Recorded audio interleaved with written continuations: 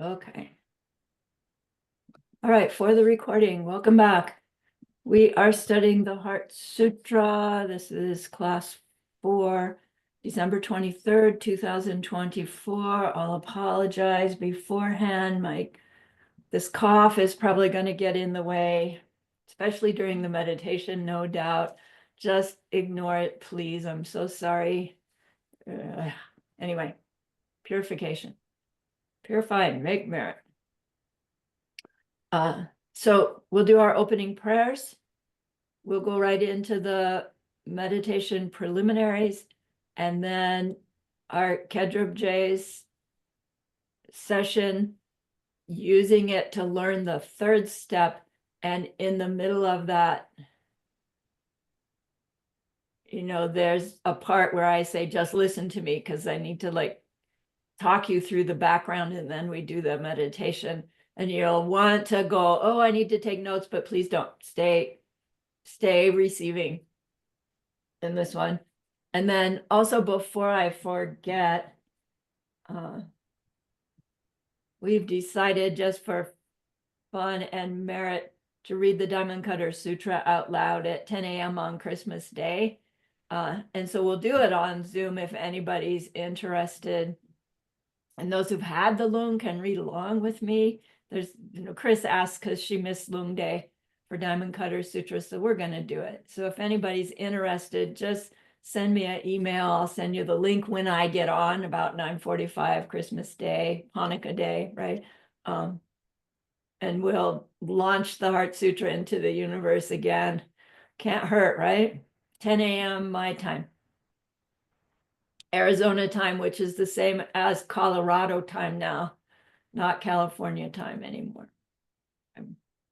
All right.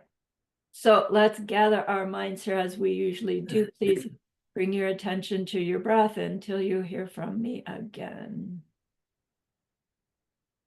Oh, wait, I forgot to read the Heart Sutra. Oh, wait, when do I do that? No, let's do our opening prayers, and then I'll read the Heart Sutra, and then we'll do the meditation.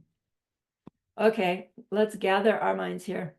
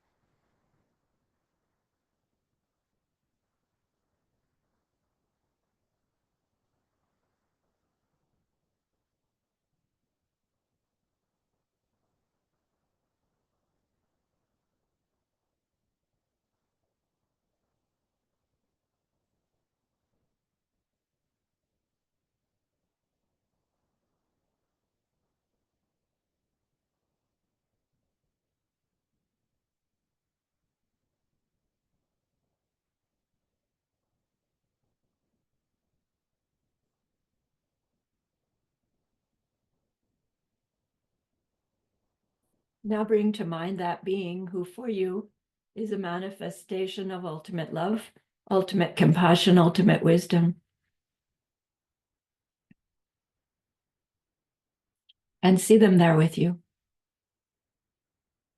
They are gazing at you with their unconditional love for you,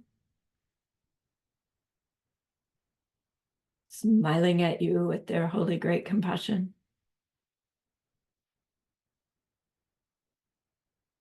Their wisdom radiates from them, that beautiful golden glow encompassing us in its light.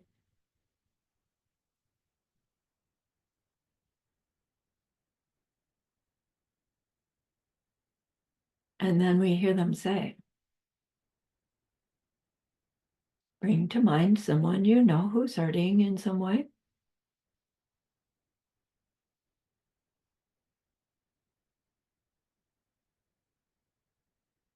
Feel how much you would like to be able to help them.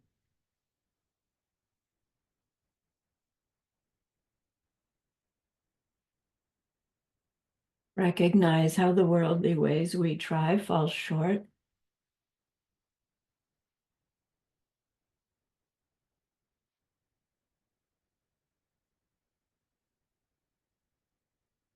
How wonderful it will be when we can also help in some deep and ultimate way, a way through which they will go on to stop their distress forever.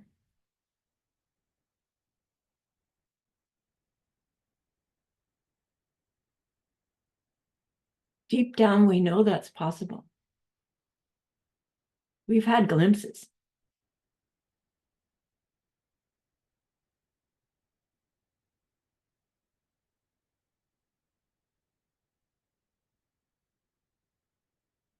And so we turn our minds back to that precious holy being. We know they know what we need to know, what we need to learn yet, what we need to do yet to become one who can help this other in this deep and ultimate way. And so we ask them, please, please teach us that.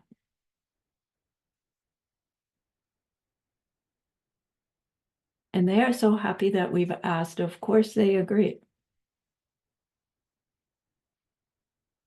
Our gratitude arises. We want to offer them something exquisite. And so we think of the perfect world they are teaching us how to create. We imagine we can hold it in our hands. And we offer it to them, following it with our promise to practice what they teach us, using our refuge prayer to make our promise. Here is the great earth, filled with fragrant incense and covered with a blanket of flowers. The great mountain, 4 lands, wearing the jewel of the sun and the moon. In my mind, I make them the paradise of a Buddha and offer it all to you. By this deed, may every living being experience the pure world. Idam Guru Ratna Mandala Kam Niryatayami. I go for refuge until I am enlightened to the Buddha, the Dharma, and the highest community. Through the merit that I do in sharing this class and the rest, may we reach Buddhahood for the sake of every living being. I go for refuge until I am enlightened to the Buddha, the Dharma, and the highest community. Through the merit that I do in sharing this class and the rest, may we reach Buddhahood for the sake of every living being. I go for refuge until I am enlightened to the Buddha, the Dharma, and the highest community. Through the merit that I do in sharing this class and the rest, may all beings reach their total awakening for the benefit of every other.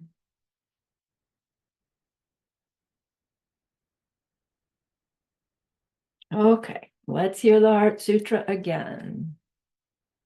The Exalted One, the Lady of Conquest, the Sutra on the Heart of the Perfection of Wisdom.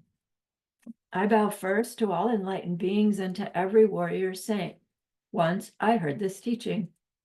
The conqueror was staying on Vulture's Peak in the keep of the king. With him was a great gathering of monks and a great gathering of warrior saints. At a certain moment, the conqueror went into deep meditation on the part of the teachings known as the awareness of the profound. At that moment, too, did the realized being, the great warrior, the Lord of power, loving eyes, see into this one deep practice, the practice of the perfection of wisdom. He saw perfectly that the 5 heaps, the 5 parts of a person, were empty of any nature of their own. Then, by the power of the enlightened one, the junior monk named Shariputra turned and asked this question of the great warrior, loving eyes, the realized one, the Lord of power. If any son or daughter of noble family hope to follow the deep practice of the perfection of wisdom, what would they have to do? This, then, is the answer that the Lord of power, the realized one, the great warrior, loving eyes, gave to the junior monk named Shariputra. Here, Shariputra, is what any son or daughter of noble family should see, who hopes to follow the deep practice of the perfection of wisdom. See first, all 5 heaps, all 5 parts of a person are free of any essence of their own. Your body is empty. Emptiness is your body. Emptiness is nothing but your body, and your body is nothing but emptiness. The same is true of your feelings and your ability to discriminate between things and the other factors that make you up and all the different kinds of awareness that you possess. All of them are empty. And thus we can say, Shariputra, that every existing thing is emptiness. Nothing has any characteristic of its own. Nothing ever begins. Nothing ever ends. Nothing is ever impure. Nothing ever becomes pure. Nothing ever gets less, and nothing ever becomes more. And thus we can say, Shariputra, that with emptiness there is no body. There are no feelings. There is no ability to discriminate. There are none of the other factors that make you up, and there is no awareness. There are no eyes, no ears, no nose, no tongue, no body, no mind. Nothing to see, nothing to hear, nothing to smell, nothing to taste, nothing to touch, and nothing to think of. There is no part of you that sees. There is no part of you that is aware of what you see. And this is true all the way to the part of you that thinks, and the part of you that is aware that you are thinking. There is no misunderstanding your world. There is no stopping this misunderstanding. And the same is true all the way up to your old age and death, and to stopping your old age and death. There is no suffering. There is no source of this suffering. There is no stopping this suffering. There is no path to stopping this suffering. There is no knowledge. There's nothing to reach, and there is nothing not to reach. Thus it is, Shariputra, that warrior saints have nothing to reach. And because of this, they are able to practice the perfection of wisdom and stay in this perfection of wisdom. This frees them from every obstacle in their minds, and this frees them from all fears. They go beyond all wrong ways of thinking and reach to the ultimate end of nirvana. All the enlightened beings of the past, the present, and the future too follow this same perfection of wisdom and thus bring themselves to perfect enlightenment, to the matchless state of a totally enlightened Buddha. Thus are they the sacred words of the perfection of wisdom, the sacred words of great knowledge, sacred words of the unsurpassable, sacred words that are equal to the one beyond all equal, sacred words that put a final end to every form of pain. Sacred words you should know are true, for false they cannot be. Sacred words of the perfection of wisdom, which here I speak for you. Tayata gate gate paragate parasangate bodhi swaha. And thus it is, Shariputra, that great warrior saints must train themselves in the profound perfection of wisdom. With this, the conqueror stirred himself from his deep state of meditation. He turned to the great warrior, the realized one, loving eyes, the Lord of power, and blessed his word, saying, True, true, he said, and true again. Thus it is, O son of noble family, and thus is it. One should follow the profound perfection of wisdom, just as you have taught it. Every one of those gone thus rejoices in your words as I do. And when the conqueror had spoken thus, the junior monk Shariputra took joy, and the warrior, the realized one, loving eyes, the Lord of power, took joy as well. And all the assembled disciples took joy, and so did the entire world with its gods and its men and near gods and spirits too take joy. All sang their praises of what the conqueror had spoken. Yay. All right, so let's settle in and do our preliminaries. I'm going to go kind of swiftly.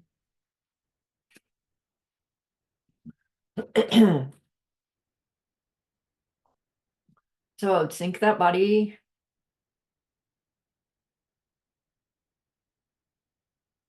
Raise that energy.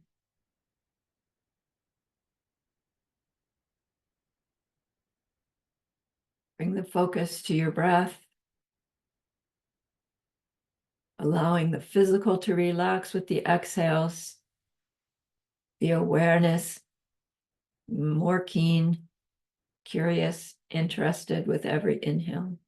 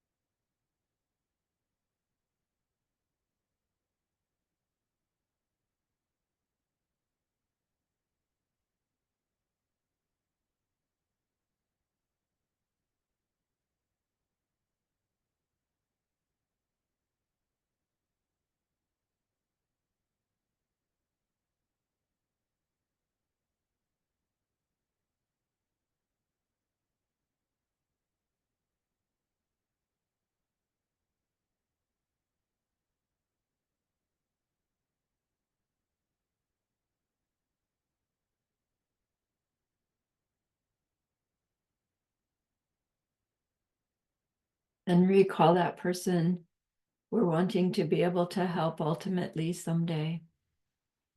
Feel in your heart your wish that their suffering could really, really end.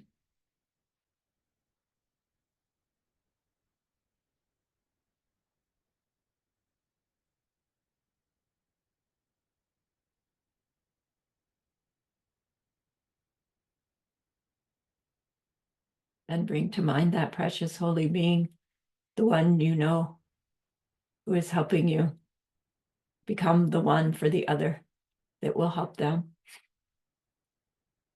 And see them there. Feel your admiration for them.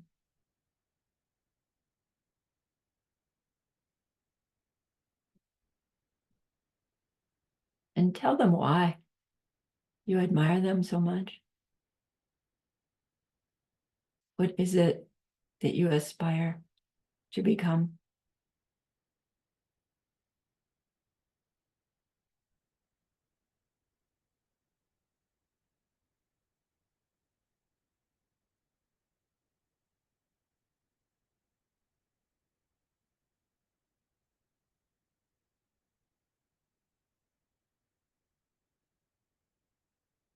Recall your refuge. Because of the marriage of karma and emptiness, I can create the causes for the end of that other's suffering, for the end of all suffering.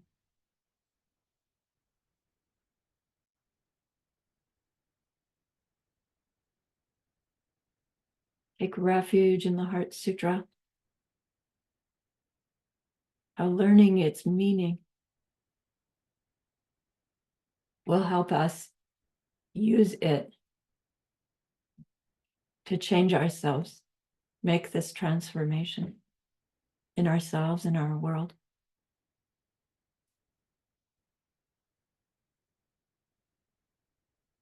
And as a result of our acts of refuge, make some offering to that precious being. Tell them of something that you did quite intentionally because of something they've taught you.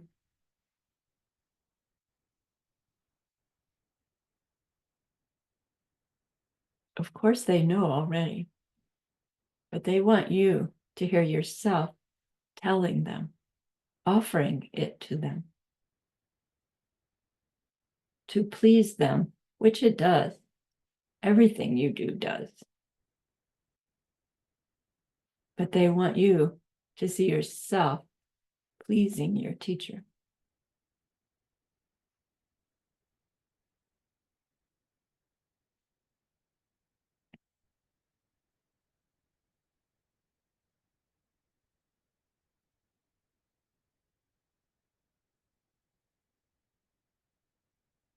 And so see them pleased.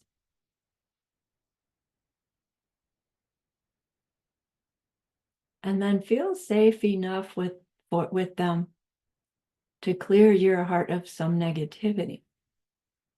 Tell them of some karmic mistake, recent and specific. Just the facts.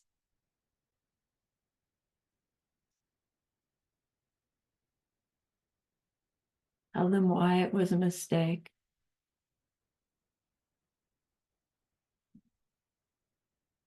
Feel your regret.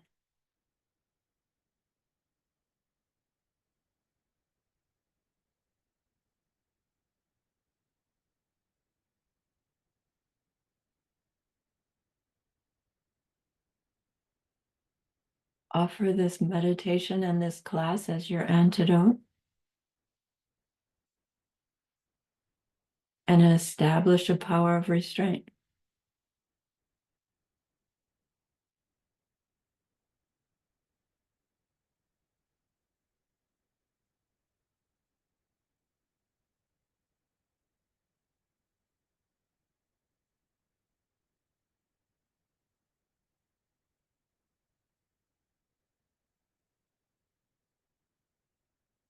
And feel already that negativity has been lifted,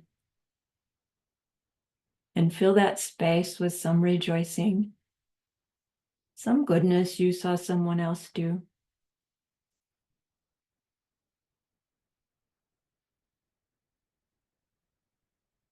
Another goodness you did.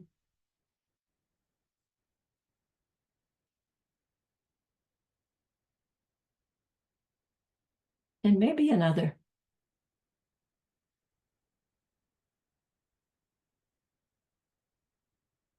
See them so happy with you.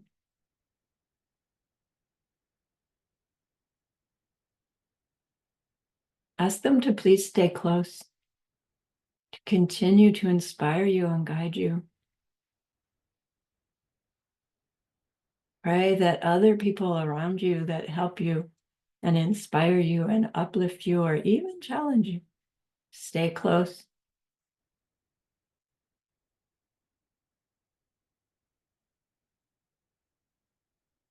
And then dedicate this little bit that we've done so far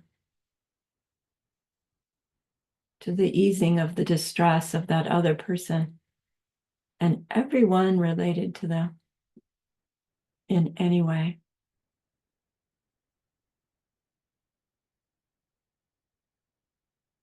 Then if you need to shift and wiggle, you do so now.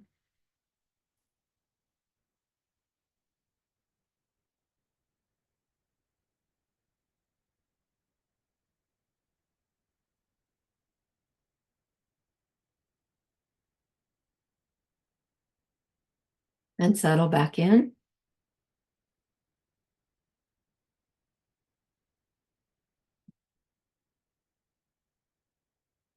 Back to your breath for a few.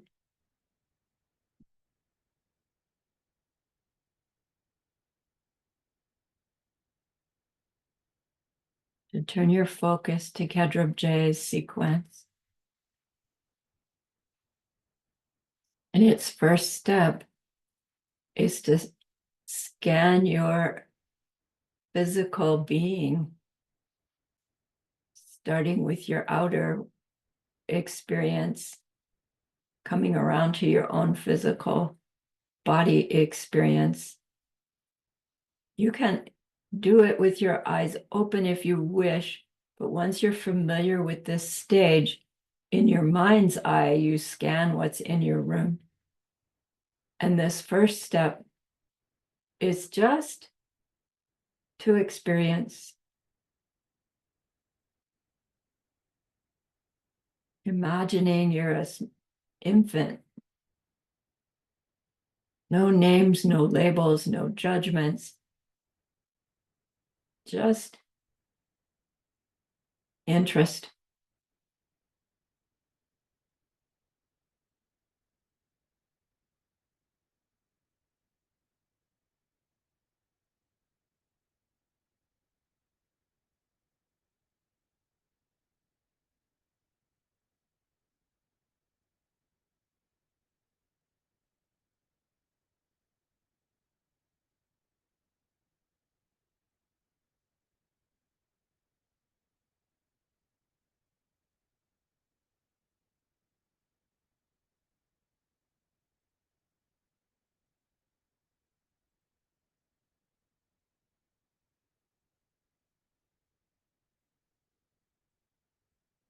Come around even to the raw data that we would call our own body.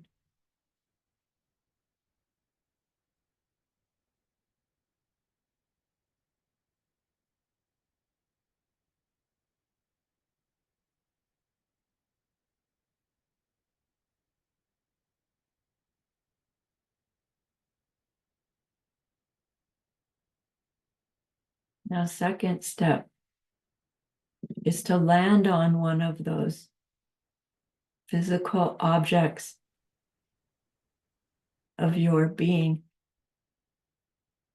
and let its identity and qualities reveal themselves to you. See the thing as it is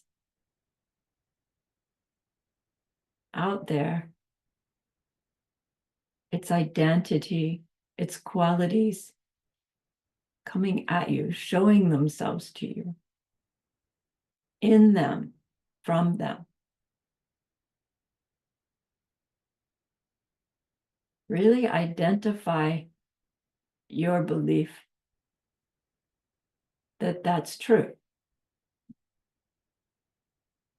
It's such a familiar state of mind. It can actually be hard to hold. And if we've studied for a while, it's a state of mind we've been trying to reject.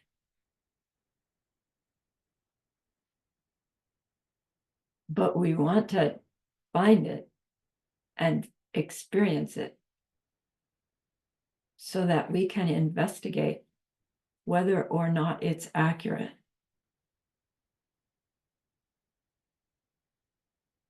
So land on one object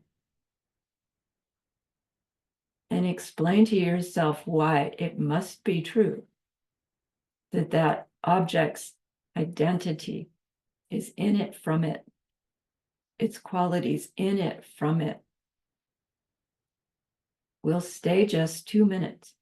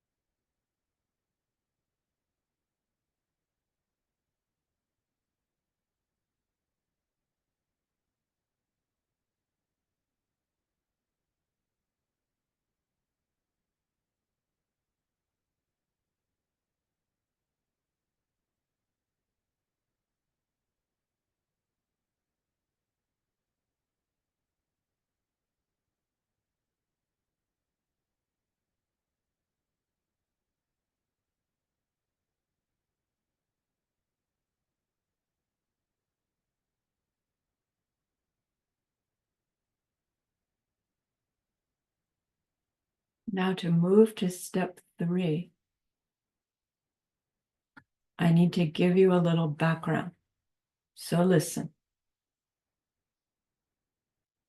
The highest school of middle way says that that thing you are looking at, believing to have its identity in it, it is dependent origination. All things are dependent origination. So what does it mean to exist as dependent origination?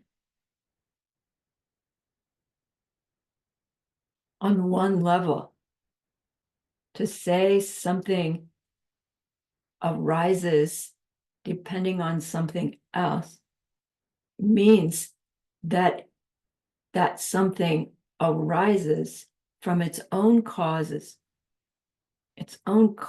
and condition. And so it's not got its full identity and qualities in it, from it, all by itself. It depends on its causes having brought it about. And this is useful, but it's not enough to help us stop experiencing things that make us unhappy, appear to make us unhappy. It won't help us get enlightened to understand that dependent origination means things depend upon their causes. In fact, we already know that.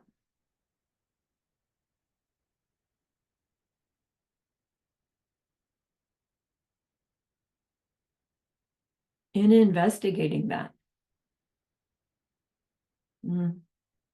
We might say, well, that's an incomplete explanation because there are existing things that actually have no causes. And how would they be dependent origination? What do they depend upon? And we learn the logic that says they are still dependent origination because they depend upon their parts. A whole object, a whole thing, caused or uncaused, must have parts that make up the whole. And without the parts, there'd be no whole. And without the whole, the parts are meaningless, except that each part in and of itself is a whole made up of other parts. And so that dependent origination is also interesting and helpful, but not sufficient to transform ourselves and our world from a behavior that perpetuates unhappiness to a behavior that creates nothing but happiness and more happiness for everyone.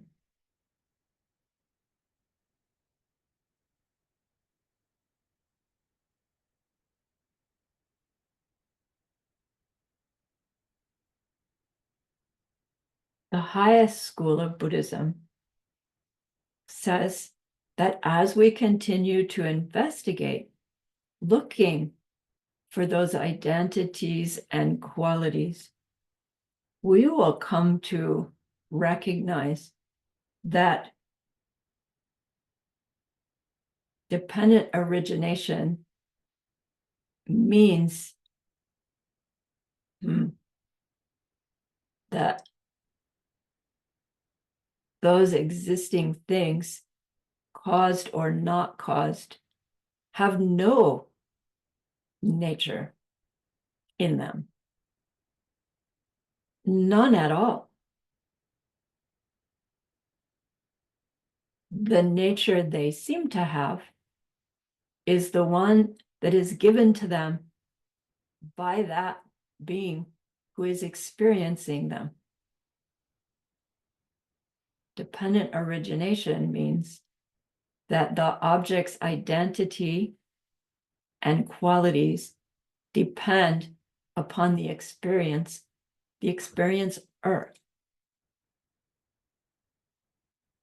And they have no other nature than that. And that is how they exist. So to have no nature does not mean they have no existence. All things are blank in nature, available to receive the nature we give them. That's incorrectly worded. They don't receive anything. We receive the identity we put on them in our experience of them. Then, of course, the next question is, why does one person give an identity and qualities of an object in one way and another person gives it in a different way? What's making that? And why then can two people seem to see an object and agree that it's a tree? Why isn't everyone's experience of everything so vastly different that we couldn't even interact? That would be chaos.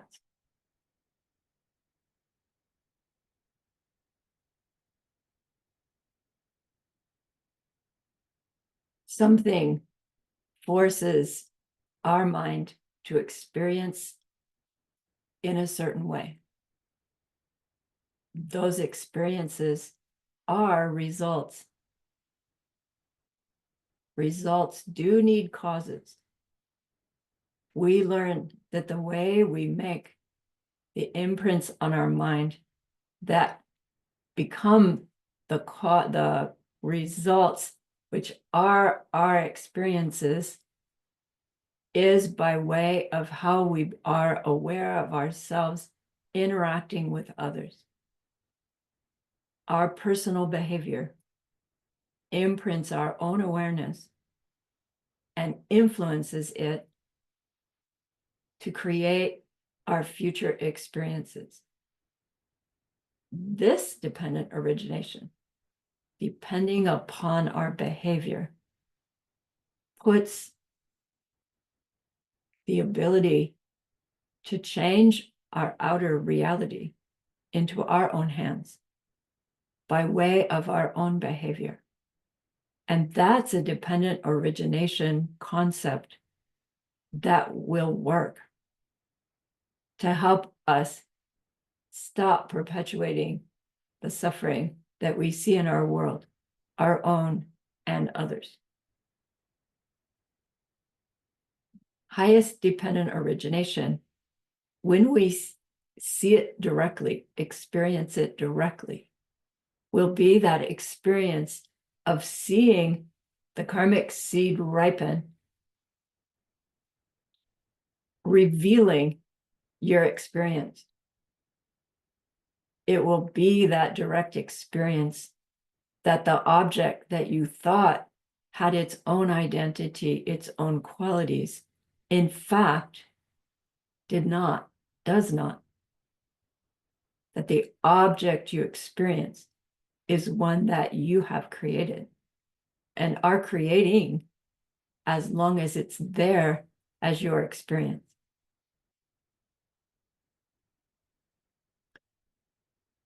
With that in mind, our step 3 of Kedrov J's meditation is to land on that object, find your conviction that its identity, its qualities are in it,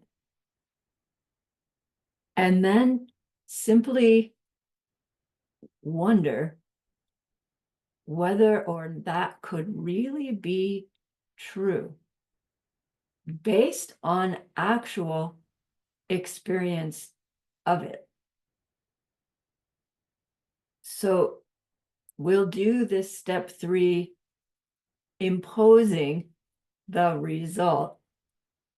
But as you use this meditation to explore, you'll use different reasonings to show yourself why your step 2 belief cannot be accurate to explain the actual experience of the object.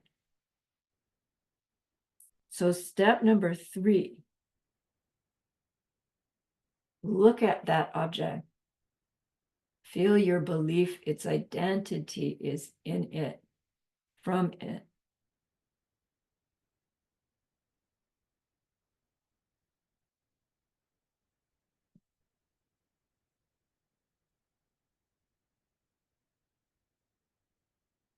And then ask yourself, does every being who sees that object experience it in the same way as me?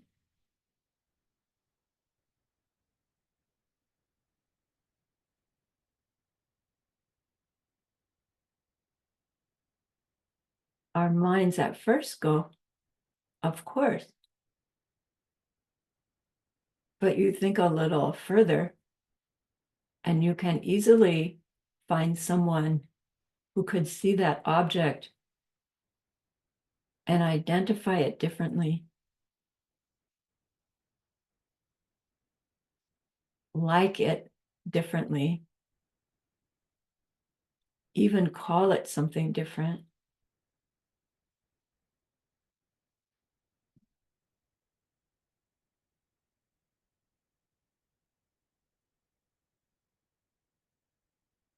And recognize then that something about that object must be depending upon the way you see it to be what it is for you.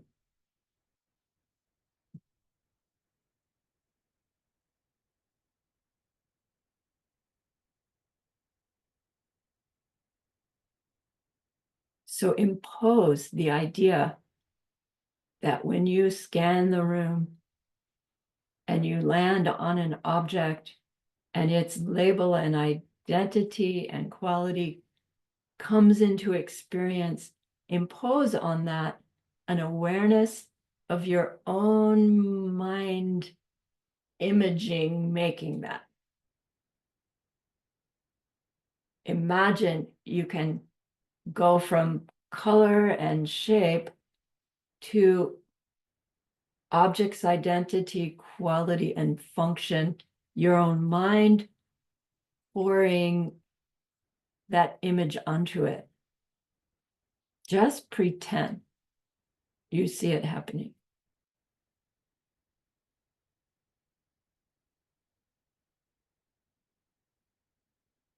From baby colors and shapes to dependent origination. Oh,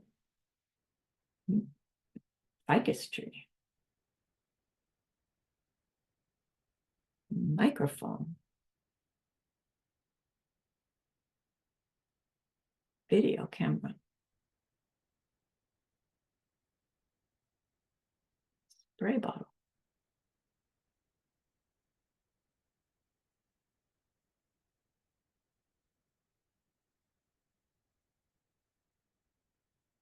Unique to you. Each experience unique to you.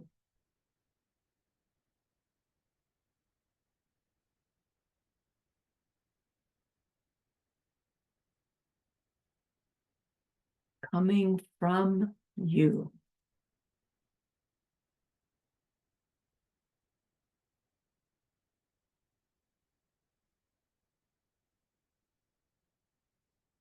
Now scan again back at level 2.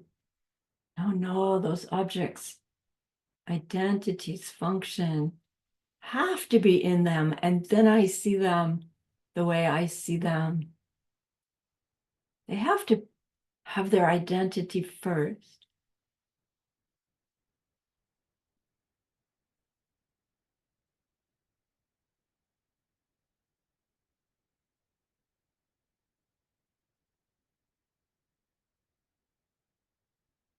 And then show yourself, if that were true, their identity couldn't be different depending on who's looking. And yet they can be different depending on who's looking. I bring something to the party. Level 3.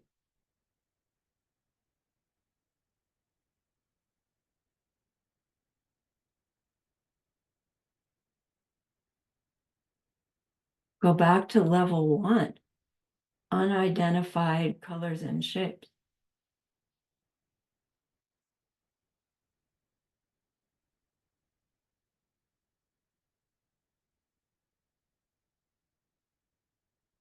If we can even do that, it tells us that the identity is not in the object, or we could never not see it. Or actually, we could never actually see it at all.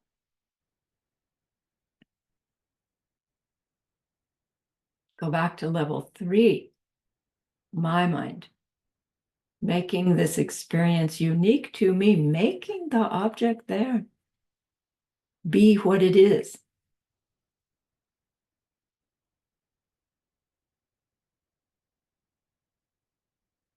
my mind forcing me to see things in the way that I do. Unique to me. Results of my own behavior.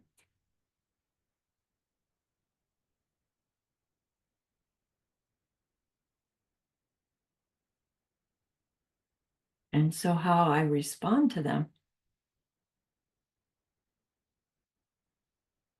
is how I will change, how I will create my future.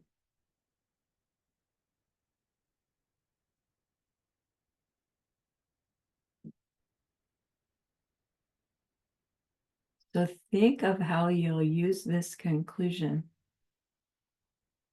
in your efforts to help that other in some deep and ultimate way someday.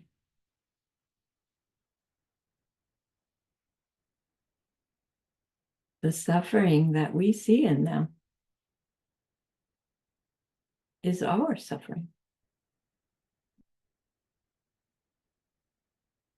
And so we can stop creating it.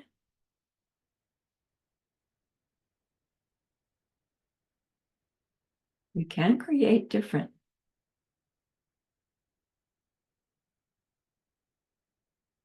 And so turn your mind to that precious being. Thank them for their guidance. Ask them to stay. And dedicate what we've done so far to being the antidote to that thing that you're purifying.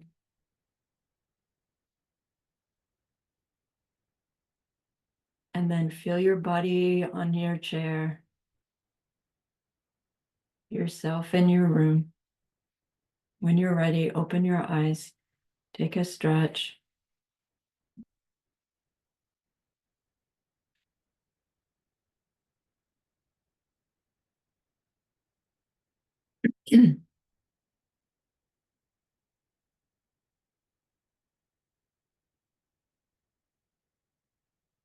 So you see where we're going from just raw experience, which is actually difficult, to clearly experiencing our belief that things, identities, qualities, functions are in them. You know, they are too, Ronnie. And then applying our understanding of dependent origination at the highest level. You know, if you've got time, explore the lower levels. It is really helpful to see how we cling to things dependent origination because they're based on causes. It is true, but insufficient until the cause you land on is, oh, my behavior. Then that things exist independent upon causes is absolutely valid and absolutely useful. But you see, you have to come all the way around back to it. Then existing dependent on parts. We'll talk about it when we're talking about the heaps more. But things have no nature other than the nature of the experiencer's experience of them, unique to the experiencer, forced on them by the past imprints made when the experiencer was experiencing doing something to what they experience as other, which is like kind of key. It's why there are others in the world. Not why, as in somebody said they had to be, but that's how we create other. And there's something significant about that exchanging self and other practice that starts as the actual exchange and evolves into actually expanding yourself to include others. Like it's all extraordinarily interwoven. When we start here and we start exploring, we eventually end up with this whole different self-identity. Like the whole different idea of what we mean by self changes. And that couldn't be true if our self had some nature of its own, independent of the experience of the experiencer at the moment.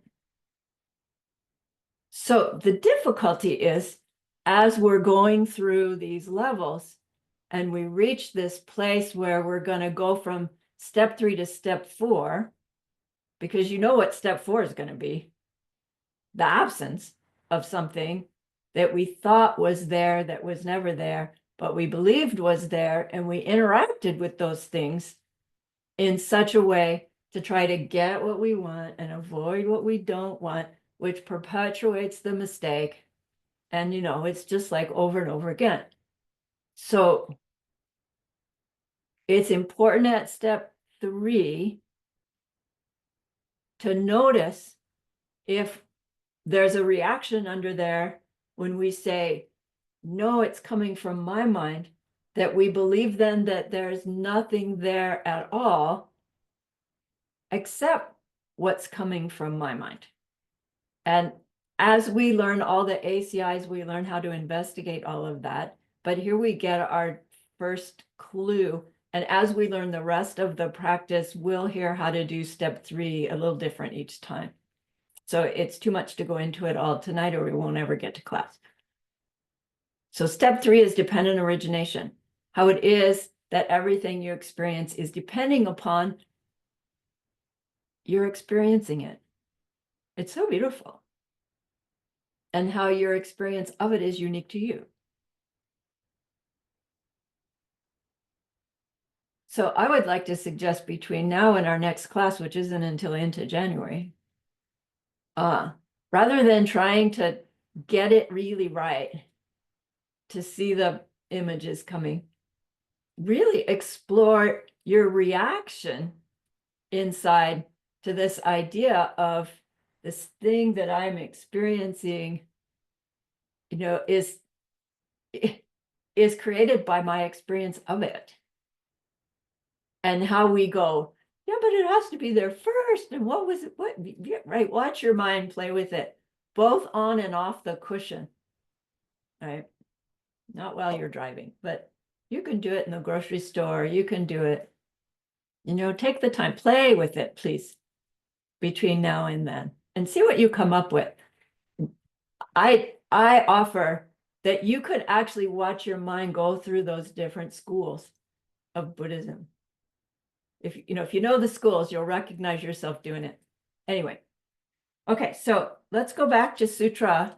We'll do just a few more minutes and then take a break. Buddha and his disciples have gathered at Vulture's Peak. And everybody's waiting for Buddha to do something, and he goes into meditation on the empty nature of all so-called things, existing things. And then he inspires Shariputra. So wait, Avalokiteshvara, Chenrezi, probably takes one look at Lord Buddha and go, oh, I'll do that too. He goes into meditation. Only his meditation is looking at the 5 heaps. His 5 heaps. Form, feeling, like reaction to experience. Good, bad, good, bad, good, bad, good, bad. Discriminating between things. Good, that, bad, that. This, that, discriminating, telling things apart, identifying things, aware of all of that, aware, all those different kinds of awareness that you possess, 6 or 8, or, depending on what's going, then all the other things that make us up is all our reactions to all of that. I like it, I want it, I don't like it, you didn't hear me, you're disrespectful, you're not listening to me, blah, blah, blah, blah. Life is in heap number 4. Chenrezi's looking at all of that stuff and knowing, experiencing that none of it has any nature of its own. So he too is sitting in meditation. And Shariputra, thank you, Shariputra, is inspired by Lord Buddha, ask Chenrezig what he's doing. So Shariputra, in all due respect, if a son or daughter of noble family, meaning a aspiring bodhisattva, man or woman, wanted to practice the perfection of wisdom, this thing called the perfection of wisdom, what would they have to do? Great question, right? So perfection of wisdom, we understand, is the term for your state of mind that you have during and after your direct perception of emptiness, your direct experience of ultimate reality. You then have, you could even say your mind is the perfection of wisdom. You're not Buddha yet, but you now know the true nature that things don't have, and the true nature that all things do have, things meaning experiences have. Even though you can't directly experience them that way, you now know from direct experience that everything is driven by our behavior towards those things. And so you're so keenly aware that it's our reactions that are creating future experiences. So when they're talking about how do I practice the perfection of wisdom, for those who have not yet seen emptiness directly, our practice of the perfection of wisdom is what's happening along our first two paths, path of accumulation, path of preparation, where we've gained enough, samsara is not acceptable anymore, enough renunciation that we go searching, and then enough goodness ripening that we find a path that seems to have the answers. We meet somebody who teaches us the pen thing, and it clicks with us, because it doesn't with everyone. And we end up on our path of preparation, path number 2, in which we're learning more. We learn. We start to work with the ideas. So we're studying, contemplating, meditating, applying our new ideas to serving, and growing our goodness. Actually, our purification and growing goodness is happening in path of preparation, moving us towards the ripening of that experience of seeing the seed ripen out of our mind to make the identity of the thing. Oh my gosh. Right? Yeah. And you sit down into meditation and try to explain it to yourself. And because of the power of it, you go into the direct experience of ultimate reality, of the thing gets you started, but the ultimate reality of your own you is what you encounter first, they say, in your tongwang, right? Your path of seeing. Path of seeing after countless lifetimes takes only, 20 minutes or so, they say. And then there's a aftermath of stuff that happens that fills in the details, because while you're in the path of seeing, you are ultimate reality, which you can't say anything else about. So we're going to talk about it more. Of course, we're going to try. And then you come out of that, and these realizations come to you. It's like, oh, the ramifications of what you experienced for that 20 minutes. And then you're on your path of habituation, which is getting used to living according to what you now know is true, but you can't see it directly again. But you know it so deeply that your seeds are no longer imprinted with that full-on ignorance that every seed was imprinted with before that. And so on your path of habituation, it's just a matter of time before you burn off all seeds that had ignorance in them without replanting them and damaging them. So it's not like you have to burn out every single one. You're damaging them as you see things wrongly but don't believe. So you're applying yourself to new behavior. You are overriding old selfishness because the old selfishness was based on misunderstanding. And now you no longer misunderstand as you perceive your world in the same old wrong way. So path of habituation is the time when you're making your new seeds that will make you into a Buddha if you went into your path of seeing with a mind imbued with bodhicitta, which you all will or have. And then your end goal is Buddhahood, which is the fifth path. Path of no more learning means you've also overcome the obstacles to omniscience, and you are now perceiving moment by moment Buddha you and Buddha paradise emanating in the next moment forever. And you start your career as you are Buddha you. So Shariputra is asking Chenrezig, how do we do that?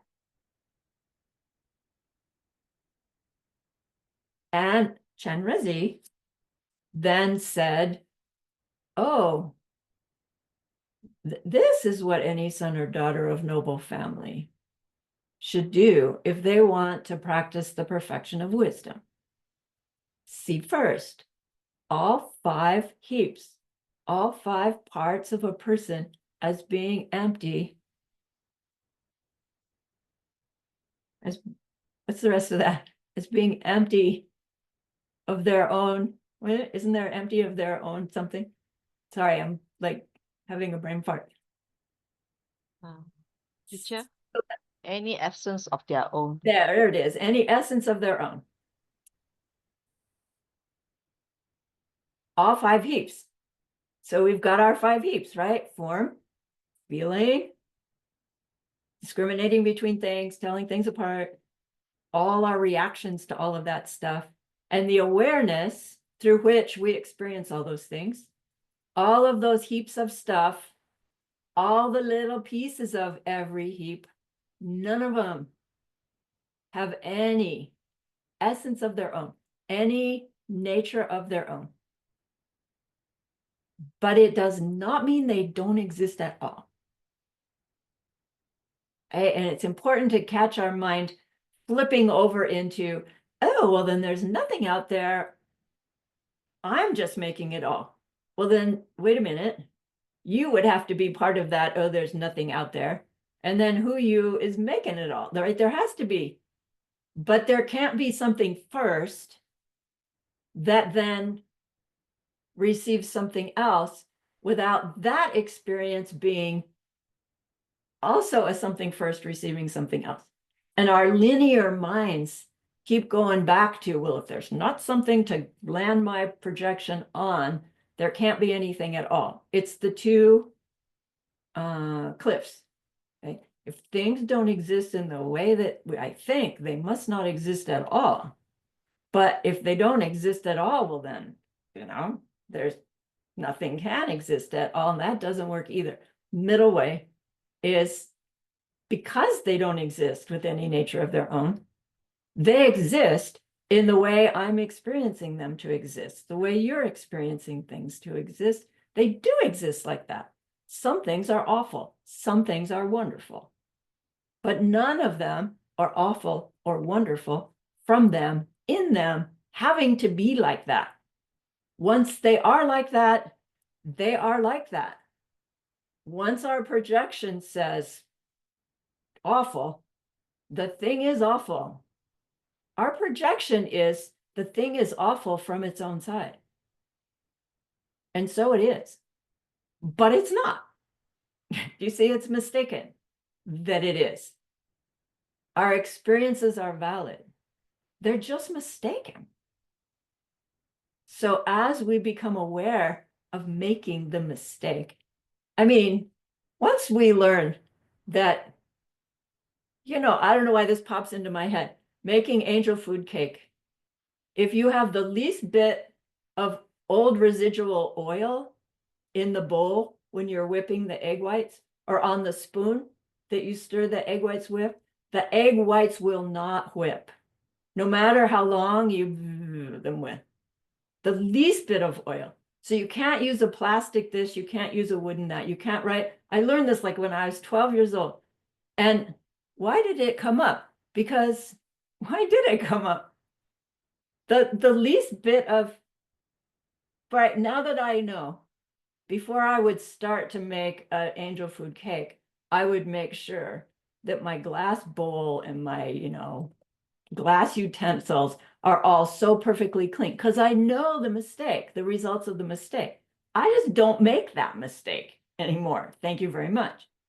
But we have to really, really know the mistake before we can impose ourselves a behavior that prevents making it again, right? So Heart Sutra Khedrubje's meditation is this sequence through which we can really systematically explore where we're making the mistake and find it more and more subtly, more and more soon in the process of our interaction with someone. Like the beauty of using that meditation over time, not just for a couple of weeks. All right, so now let's take a break. We're like back up to where we left off, which is the emptiness of our first heap. My body is empty. Emptiness is my body. So let's take a break and then we'll dig back into the actual sutra. Pause. Mine too is up and going. So we left off last class at Suk Tompa O, Tompa ni Suk So, Suk le Tompa ni Shen Mayin, Tompa ni le Shuksens, Mayin no. These are 4 classic Heart Sutra lines. Suk meaning the heap number 1, but Suk actually means visual, it means form, which means the colors and shape part of our world, but it's expanded to mean all the different parts of our physical world, which includes things we hear, smell, taste, touch as well. So Suk Tompa O means your body is empty. The physical nature of your world is empty. But if we say, oh, my physical world is empty, it doesn't hit home as well as your body is empty. And I even say, when I'm doing it myself, my body is empty because, your body's empty. That's fine. But so my body is empty. But what does that mean? My body is empty means this thing I call my body. So it's limited to this, but it's not really, because anything that's part of my physical world is included in this thing called my physical heap. But to investigate this thing is powerful. So we'll call it right now. We're just talking about my body is empty, but really we're talking about all physical form. My body is empty, meaning it's empty of any identity or qualities or function being in it, from it, like we talked about before. It has no nature of its own. It has no essence. Its ultimate nature is its absence of any specific nature. It's not at all. It's not non-existent. But what's there as my body is Tompa ni Sukso. Emptiness is my body, says that second term. But what that means is that the body that is here is karmically ripening mental images that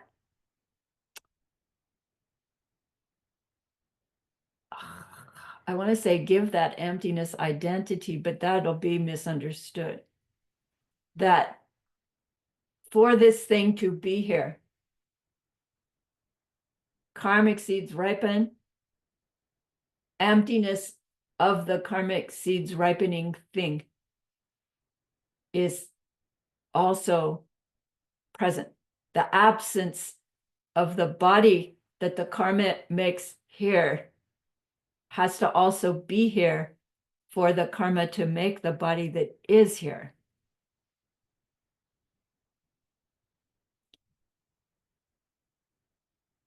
Suk Tompao, no nature of its own.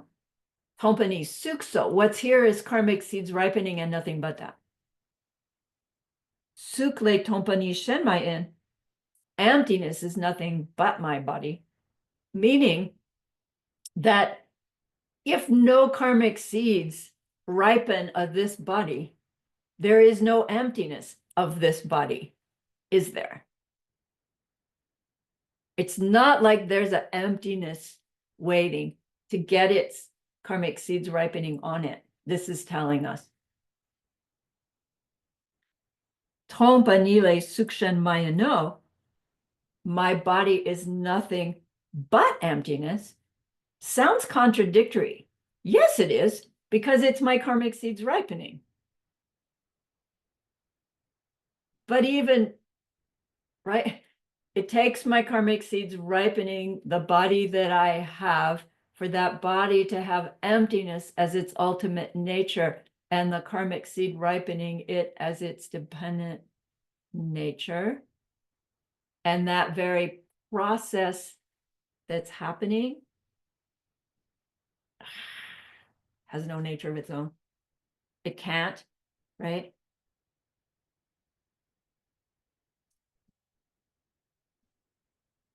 The existence of my body depends upon its emptiness. That's not right. The existence of my body must also have emptiness in order to be the existence of my body in the way that it is. Unique to me and unique to you, right? So if you've been following all this about Sarani's body, right, you're understanding the emptiness of Sarani's body and the Sarani's body that's here as your seeds ripening.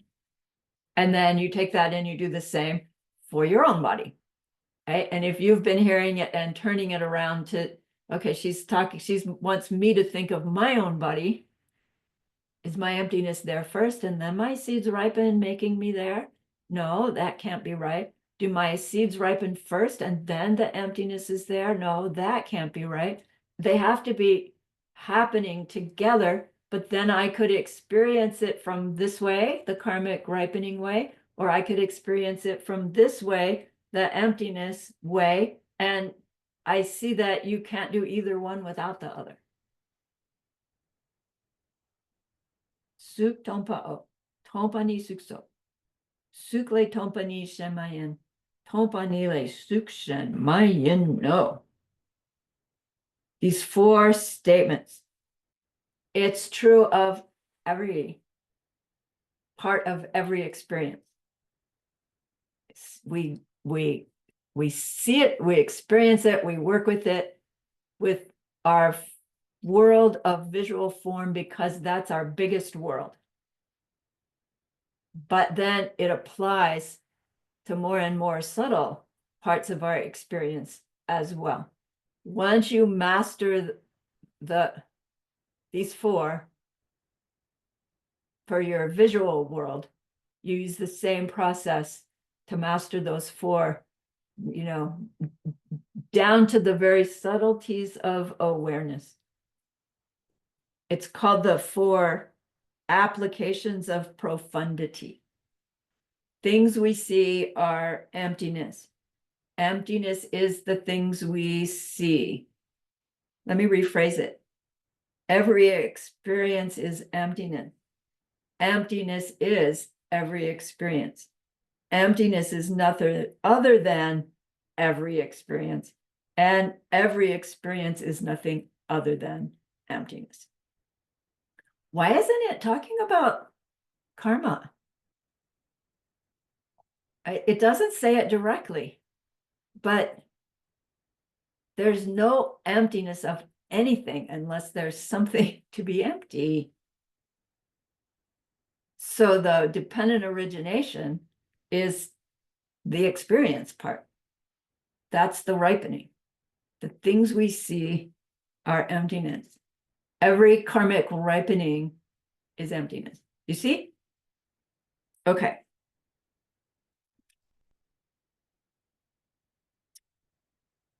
So Geshe went into this thing about literal and figurative.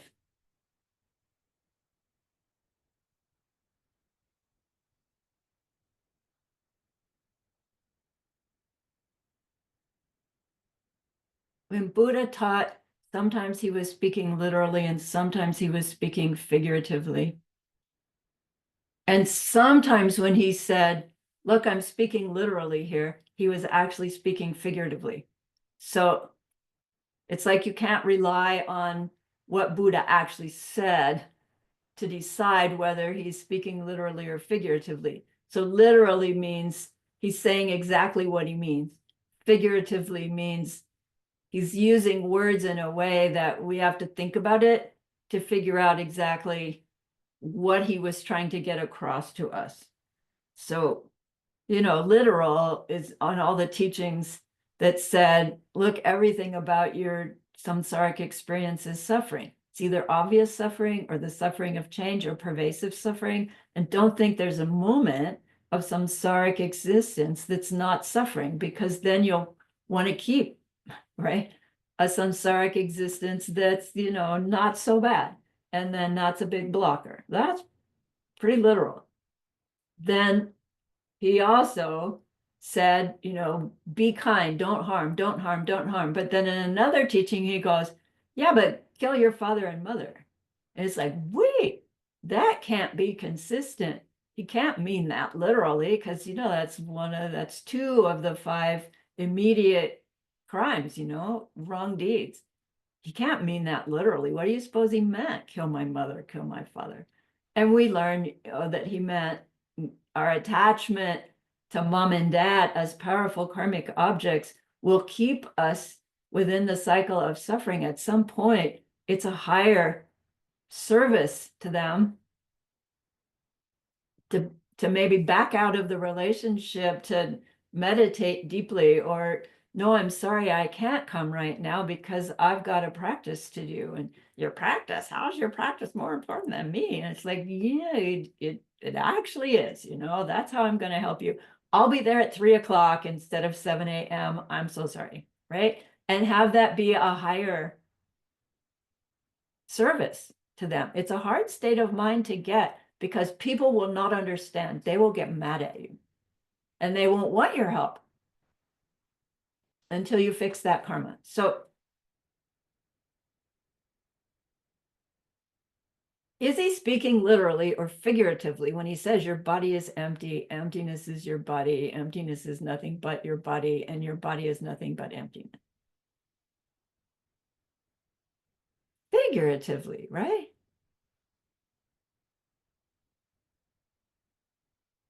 I can't be nothing but emptiness. Emptiness is an absence. What does an absence look like? Like, can't see me. If I can't see you, you can't see me. And an absence. My body can't be an absence. Or it couldn't be here. This is a presence. But in order to be the presence that's here for me and here for you, it must lack its own nature. Because if it had its own nature, it would impose that nature onto everybody. It would not be allowing your unique experience of it, because it's like it has its own nature. You have to experience this in this way because it's in it. It's in me. It gets really confusing because we know we depend on causes and conditions and etc. But at the same time, when we're interacting with other people, we think there's a me with my personality and people like me and people don't like me, but everybody knows me the same way. But then you think about it for a minute and it's like, they can't possibly, for all those different reasons. And so you, like this pendulum swings. It's like, no, there has to be a real me. Well, there can't be a real me. Well, right. And that's what we're trying to find, that the me I think is here has to lack self nature, or it couldn't be the me I think is here. That always brings up the hat it has three corners game as kids. So Geshe-la brought it up because he wants to make this distinction between emptiness as an absence of something and the misperception of emptiness as a presence of something.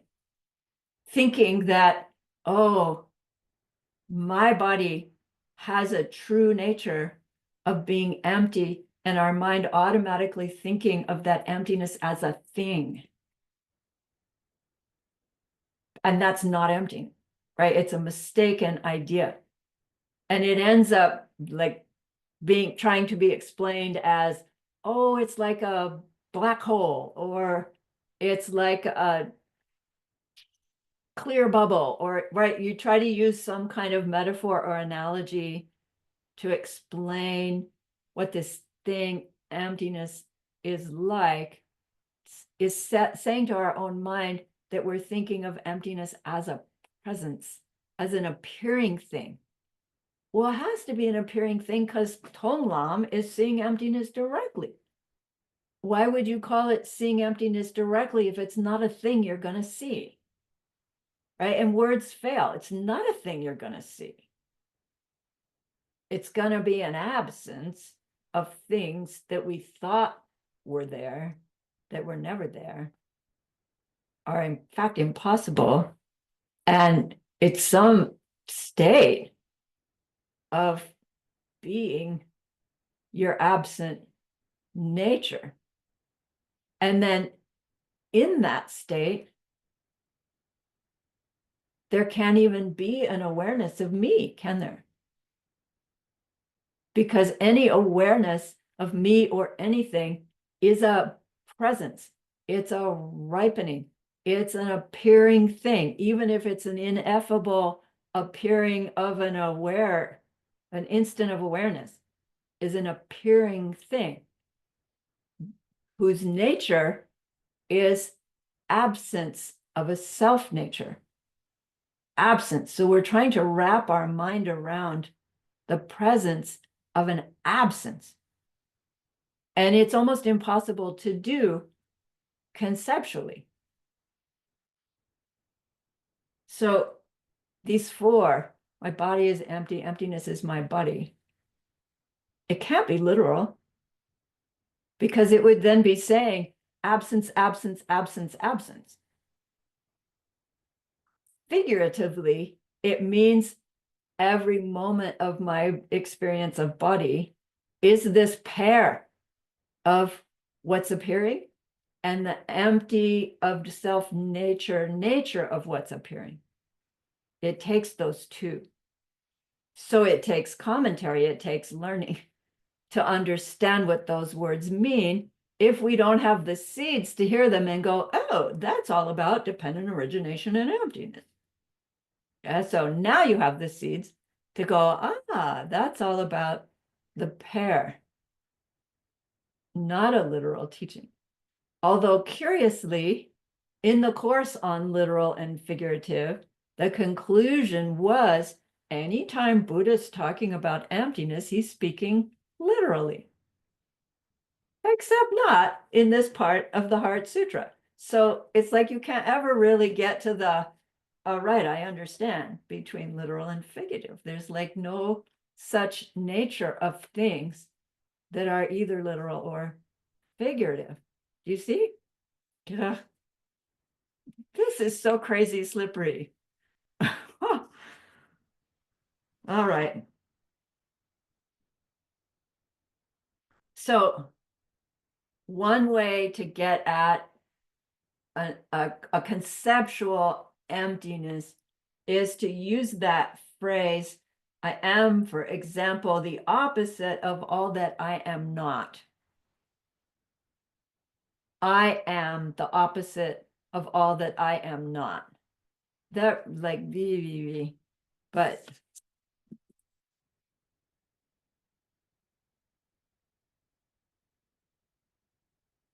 I like to demonstrate it like this. Come on.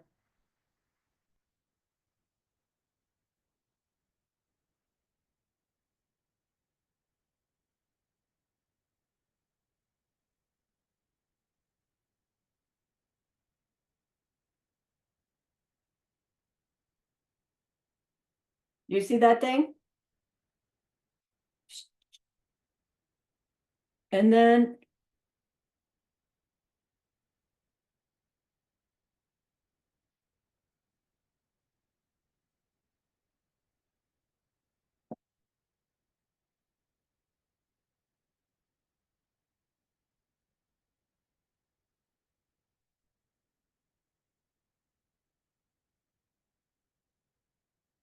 do you see the difference?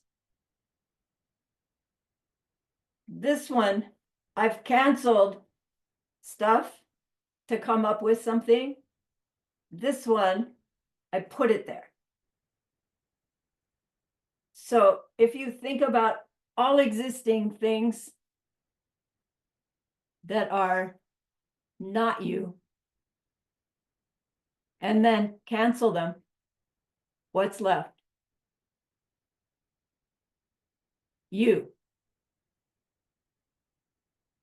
It's a way of, I don't know, wrapping your mind around an absence, an absence that is something, or an absence that creates something. Nope, can't get away with that. How to wrap our mind around an absence. Whoops.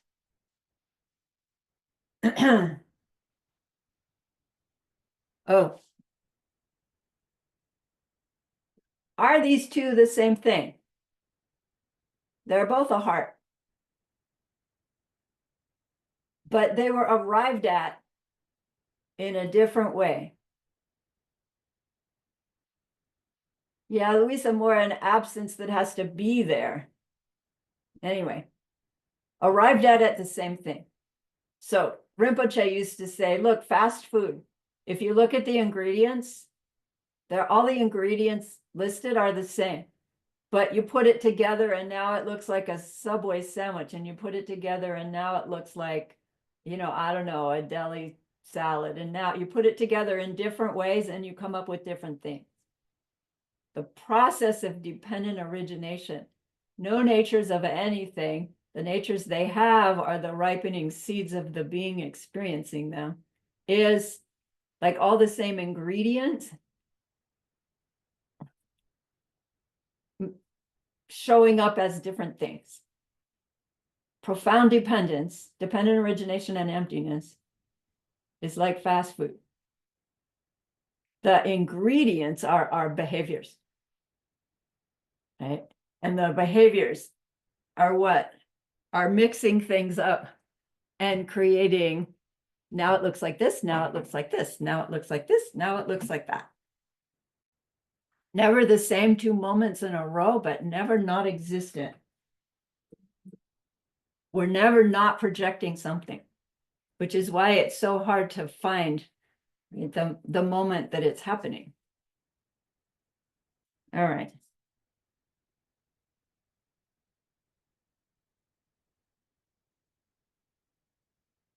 So Geshe-la says the implications are important here. Everything that we experience does not come from its own side. It's all coming from our own mind. But I always think wrongly when I hear that. It's coming from our own karmic seeds ripening, which is to say my mind, because what is karma? Movement of the mind and what it motivates. Right? So at some point, try to trigger when you hear them say mind, think karma. As opposed to thinking, oh, my intellect, my awareness, my meaning, my mind that has karma. Think karma when you hear mind. It like was when I tried to do that, it's like, but it'll be helpful in the long run. Everything I experience does not come from its own side. It's all coming from my mind, forced by my karmic seeds ripening. And therefore, if I can make different seeds, I can make different experiences. Therefore, my behavior is my power. Because that's how I plant the seeds in the mind that ripen to make my experience in the future. How long in the future? Next life, lifetimes after that, or made powerfully enough that they actually ripen in this lifetime. But the thing is, there's always seeds ripening. And so it really doesn't matter so much whether I do a deed this week and it ripens next week. Something ripens next week, and the deed that I did today influences everything in there, so that something that was going to ripen in this way ripens in that way instead. Whether it was the exact seed ripening, who cares? Right? It was the influence of the current behavior that influenced the outcome. So technically, we're already doing it. Everything we do influences our future. And I don't want to say changes what was going to be, because the what was going to be hasn't happened yet, but is influencing our future. So our habit is to be in react mode, right? Something happens, we react. Something happens, we react. What we're trying to train ourselves to be is to be in plant mode. It's still a reaction. Something happens, we respond. But plant mode means I'm going to respond this way because of karma and emptiness, because of bodhicitta, because instead of automatic pilot, I'm going to behave. Right? I'm going to consciously behave. Maybe you don't really do anything all that different. But now you're just trying to be aware. I am planting. I'm not just reacting.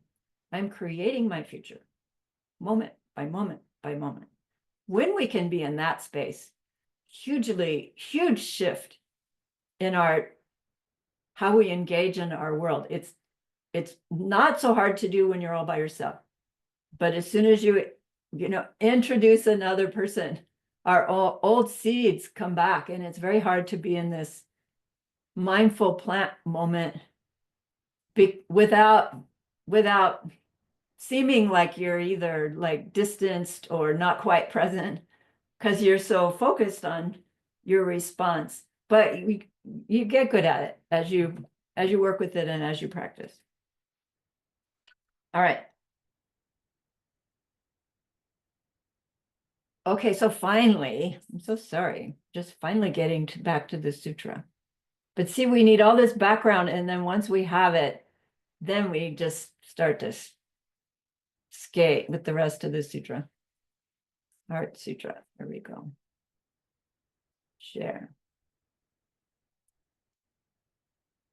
Get rid of that. Okay, so we covered this. If you wanted to practice the perfection of wisdom, what would we have to do?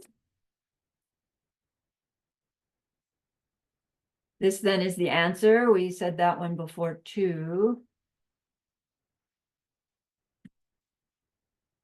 Come on, computer. See first all five heaps as being empty of any essence of their own. We did that one. And then thus we can say Shariputra. Oh, no, we didn't do that one yet.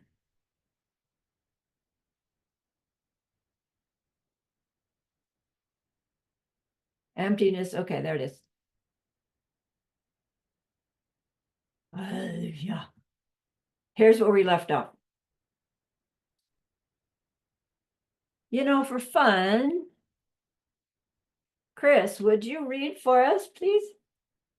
This. No, wait, that's the one we just did. So sorry.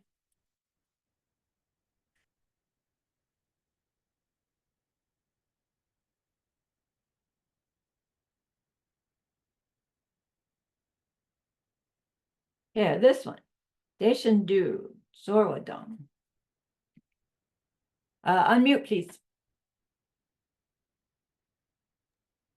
Okay. Deshendu Sorwa Dang Dushe Dang Duje Dam Dang Nam Shepad Nam Tongpa O. Oh, good. Dang is dong, long Dong. A. Okay. Sorwa dong, dushe dong, duje nam dong, nam. That says nam shepa. I thought it was nampar shepa nam tompa. Oh, anybody recognize these? Duje, nampar shepa. They are the five heaps. So we just said specifically about the heap of suk form. My body is empty, emptiness is my body. Now he's saying the same is true of your feeling heap. Your ability to discriminate between things heap, dushe. All the other factors that make me up, duje. And the nam shepa, nampar shepa, the consciousness heap. So we've already talked about the five heaps. Form, physical world, sorwa, feeling towards each experience, just attracted to it or repulsed from it, physically, mentally. Duje, this telling things apart, which these are not really sequential. I mean, you could kind of say they are, but dushe and duje, they happen so swiftly. You're attracted to something because it's got its quality in it, and then you're distinguishing it comes full on. You're already attracted to it even before it's full on identified, because the way the seed is ripening. And then all the other factors that make us up are all that comes up in response to that experience. Our mental emotional reaction to it is what's in our all the other factors. And the nam shepa is the awareness, our awareness of colors and shapes being presented to our awareness, the awareness of which makes it into, oh, ficus tree. Hearing, smell, those are different consciousnesses. The same is true. What's the same as true? My feeling is empty. Emptiness is my feeling. Emptiness is nothing but my feeling, and my feeling is nothing but emptiness. My discriminating between things has no nature of its own. When it's happening, it's always happening. It's dependently originating, it's karmic seeds ripening and nothing but.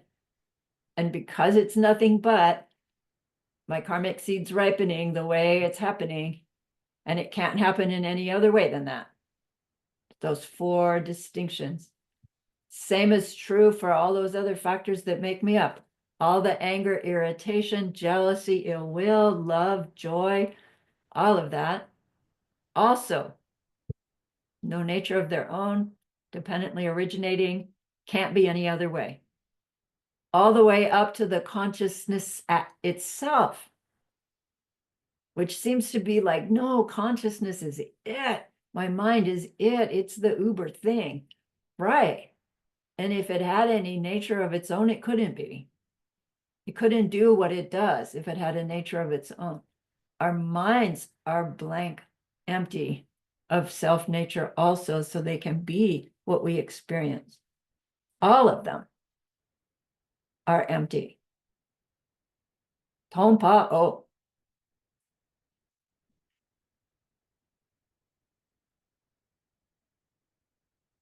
So next, Karing, are you there? Could you read for us? Sharipu? Here. Sharipu, Detawena, Chutamche, Tongpani te, Tsani mepa, Makepa, Magapa, Drima mepa, Trima tang drewa mepa, Triwa mepa gangwe mepao. Thank you. Deshendu. Okay. Catching up with my notes here. Ooh, I missed something.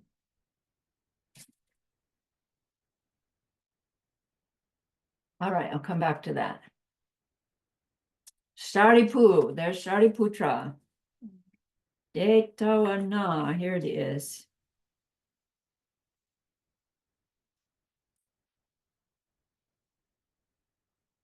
Detawana means this, and thus we can say Shariputra. Chu tamche tompa nide. Chu is that word for dharma here, meaning all existing things. Tamche means the all. So chu tamche is all existing things. Tompa ni, they are emptiness. Tompa ni de.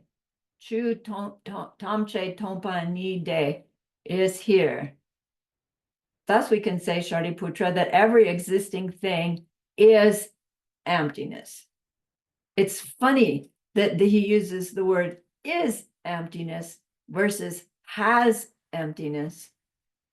I don't think it's incorrect to say every existing thing has emptiness, but this subtle difference for every existing thing is emptiness has this connotation or this understanding that there isn't an emptiness over here that the pen, because the pen is here, then can like go get so it can have it. It's the very fact that there is a pen present to us means that this object's ultimate nature is emptiness, so that it can be the object that each of us are seeing, so that it can be the pen for us, the chew toy for the puppy, the landing pad for the fly, the I don't know what for the human baby, right? Not pen yet for the human baby.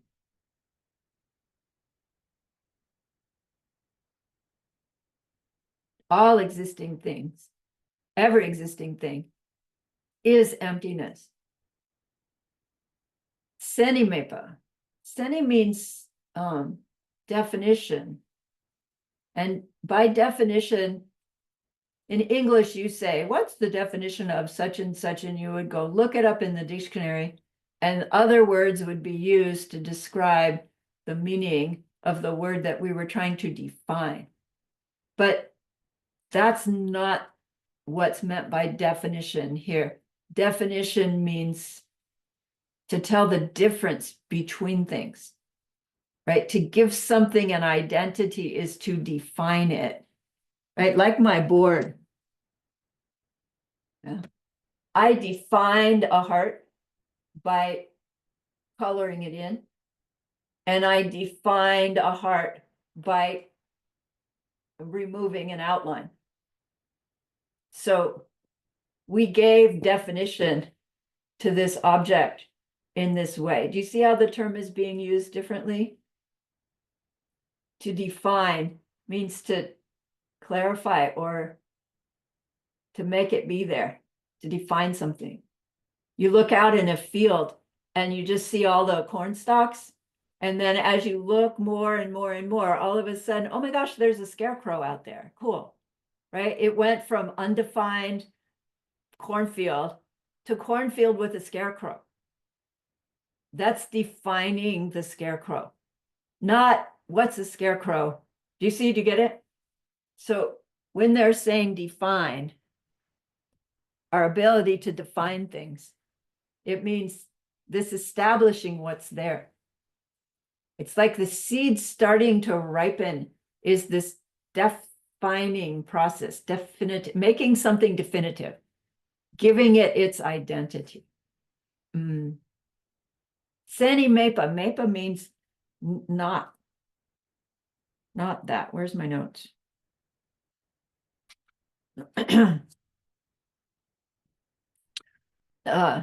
Nothing has any characteristic of its own, is what it says. You know, if I take this down any further, it's going to jump to the next page and then I lose it. No, there I manage. Okay. Seni mepa, ma kepa, ma gakpa. These are nothing ever begins, nothing ever ends. But wait, yes, they do, but not in the way we think, right? The pan begins when all its pieces get put together in the pen making company. But without our karmic seeds making the company make the pen, there could be no pen here for me, even if I had this something in my hand. If I didn't have the seeds for pen, even if the company did make a pen, I wouldn't be holding a pen. But I do have the karmic seeds to be holding a pen that was made in a factory that came into being when all its seeds came, when all its parts came together, hyphenate all that into one thing. But that's not where the pen comes from. The pen never begins in that way. Will the pen end? It will run out of ink. I will throw it away. I will not have it anymore. The pen will end. But it never ends from its own side. The only reason it runs out of ink and I throw it away is because my karmic seeds to have it have ink get used up. To keep it as a pen gets used up. So yes, the thing will go away, but the thing itself does not end from it because of it. It ends because of my seeds changing. And then it doesn't have to run out of ink, right? I could just get mad at it and throw it away. And then it's ended. Nothing is ever impure. Nothing ever becomes pure. Drima is this word for pure and impure. Drime, unstained. Drima means unstained. So Drima mepa, nothing is ever impure. Wait a minute, everything about samsara is impure, but not from its own side. They ripen as impure things, meaning suffering things, outright suffering or causes for more. But it's not that the thing is impure, it's that the seeds that make the thing impure was impure. So the thing is impure, but not from its own side. Drima dongdrawa mepa, nothing ever becomes pure. I'm not quite sure how that works out with the words drawa mepa. But it's like, well, if nothing ever becomes pure, why are we bothering to do anything? But again, it's not that things don't become pure. It's our own behavior changes such that we make the seeds for things to ripen as pure things. The things didn't change from impure to pure. Our seeds changed, and so the things seem to change from impure to pure. It sounds like Buddha is saying, just give it up. None of this is going to work. When in fact, Buddha is saying, no, see how it works, why it works. Don't expect the object to change. Don't expect your spouse to change. You change. Plant your seeds differently. Keep planting, keep planting, keep planting. And we want to say, keep planting until you get the result you want. But that's like wrong thinking, because that means as soon as I get the result I want, I can quit planting that seed. It's like, no, you can't. You have to keep planting that seed or the thing you want's going to go away. So it really isn't about the result at all. It's about learning to plant, and enjoy the planting so much that it doesn't really matter when and how the results come. Really hard frame of mind for a human in samsara. But we can get a glimpse of how, oh yeah, that would be a cool way to live. Geshe Michael is a prime example, right? He just plants. Driwa mepa gangwe mepa o. Nothing ever gets less and nothing ever becomes more. It's completing all these different ways that we think things exist in them, from them. We think they have their own defining characteristics. We think they begin and we think that they end. We think that some things are impure and some things are pure. And we think that things grow. And we think that things get less. Do they? Yes, but not in the way we think. Not from their own side, not independent of being ripening results of our behavior. Like, have I said that enough times? No, I have to keep hearing myself say it again and again. All right, I have 3 more minutes. Let's go on. Sharipu de tawana. So we've heard that twice. Sharipu de tawana means, thus we can say Shariputra. De tawana, tompan ni la suk me, tora me, dushe me, duje no me, lampar shepa me.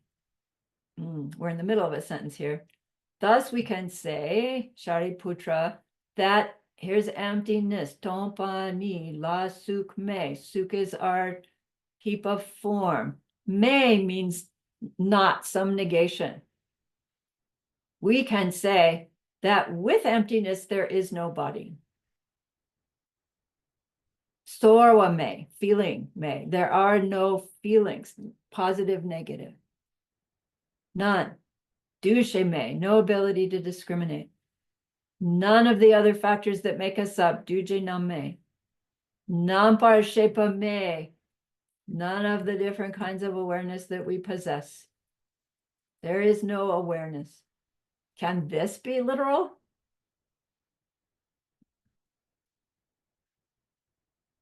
It's slippery, right? Nobody's going to bite on that one. Because yes, it's literal if we say there is no body without my seeds ripening it, no feelings, etc. But here, what they're saying is they've moved us from exploring the true nature of our experiences through that understanding of everything is karmic seeds ripening. And then now we're into the section of the sutra that's talking about actually seeing emptiness directly, moving into our Tonglam section, where when we are directly experiencing emptiness, our experience is the ultimate nature of one's being, oneself, including all existing things. And that ultimate nature of all existing things is their absence of a self nature. And that direct experience is what's happening in our Tonglam, our path of seeing. And in that experience, there can be no awareness. And there can be no awareness of body, of feelings, of discriminating between things, of all the other factors that make us up, because all of those are appearances. They are all ripening seeds of appearances. And in the ultimate reality, there is only the absence of self-natures of all of those appearing things. You cannot at the same time being experiencing ultimate reality and experiencing yourself experiencing ultimate reality, because yourself experiencing ultimate reality would be the appearance of an awareness with some other factor of those 5 heaps. And that's appearing nature, which even when it's appearing accurately, as in from seeds ripening, is still considered deceptive reality. Until we are experiencing that appearing nature and emptiness directly, simultaneously, we're still experiencing things deceptively. So this is starting to describe what's happening in our Tongwang. And we'll stop there. I do want to go back to a little bit more about the 5 heaps, so I'll make a note to myself. But we've come a long way already in the sutra, reaching the explanation of the direct perception of emptiness. And we have several paragraphs to go to complete that. So let's do our dedication. So, because I'm a little bit over time, we can let people go and then I'll take questions. So remember that person we wanted to be able to help? The things that we've heard about are such goodnesses coming out of you and being imprinted back into you, motivated by becoming one who could help that other in that deep and ultimate way. It's an extraordinary goodness. So please be happy with yourself. You've even completed your antidote power for that thing you were wanting to clear out. And that's a great goodness. And think of this goodness like a beautiful glowing gemstone that you can hold in your hands. Recall your own precious holy guide. See how happy they are with you. They've been pouring this into you. And they too are ripening results of your own past goodness. Feel your gratitude to them, your reliance upon them. Ask them to please, please stay close, to continue to guide you, help you, inspire you, and then offer them this gemstone of goodness. See them accept it and bless it, and they carry it with them right back into your heart. See them there, feel them there. Their love, their compassion, their wisdom. Deep inside of you, it feels so good, we want to keep it forever. And so we know to share it by the power of the goodness that we've just done. May all beings complete the collection of merit and wisdom, and thus gain the true ultimate bodies that merit and wisdom may. So use those 3 long exhales to share this goodness with that one person, to share it with everyone you love, to share it with every existing being everywhere. See them all filled with happiness, filled with the wisdom of loving kindness, spreading it to others, and may it be so. Yay! Thank you very much. Happy holidays to you. Anyone who wants to join for the Hearts or for the Diamond Cutter Sutra, just send me an email. If you like, 10 o'clock Arizona time, Wednesday, my Wednesday. All righty. Okay, so there are a couple of questions about class. Shall I keep the recording on, or is it more personal stuff? Ladies with questions? A question, but it doesn't have to be recorded. But it could be. It's okay. Okay, It's okay. could be. I'll leave it on then for the questions, and then if you know, and then Tom, help me remember to stay on for you. Okay, so Tom had a question at the break. Um, And anybody yeah, who I wants have to go up, that's fine. Okay. I have like three, and I also want to say you're nervous about scrolling down on the so if you click on the arrow, it will not jump to the next page when you do a scroll rather than scrolling on your mouse, just so you know. Thank So you. that way it will go 6. So one, I still struggle with the word heaps in English. If you could help me wrap my head around it a little better. Then my other question was, what happened that Shariputra mentioned daughters as well, versus in the past we always spoke about just men. Yeah. And then when you said that we can practice for the next few weeks to catch ourselves, you know, putting our, oh, this is my thought rising up, this is my, how does it work with sensation? As it doesn't always have a seed that is associated, like emotion or a thought that usually come from something. Like if I walk down the street and I have this like sensation of something creepy is happening, right? It's rising up within me. Or like we were doing the meditation and I start having like a lot of heat in my body and things like this. I don't know how to associate it so much. Like I understand it's coming from me, but how do I kind of think of it logically, if that makes sense? Okay.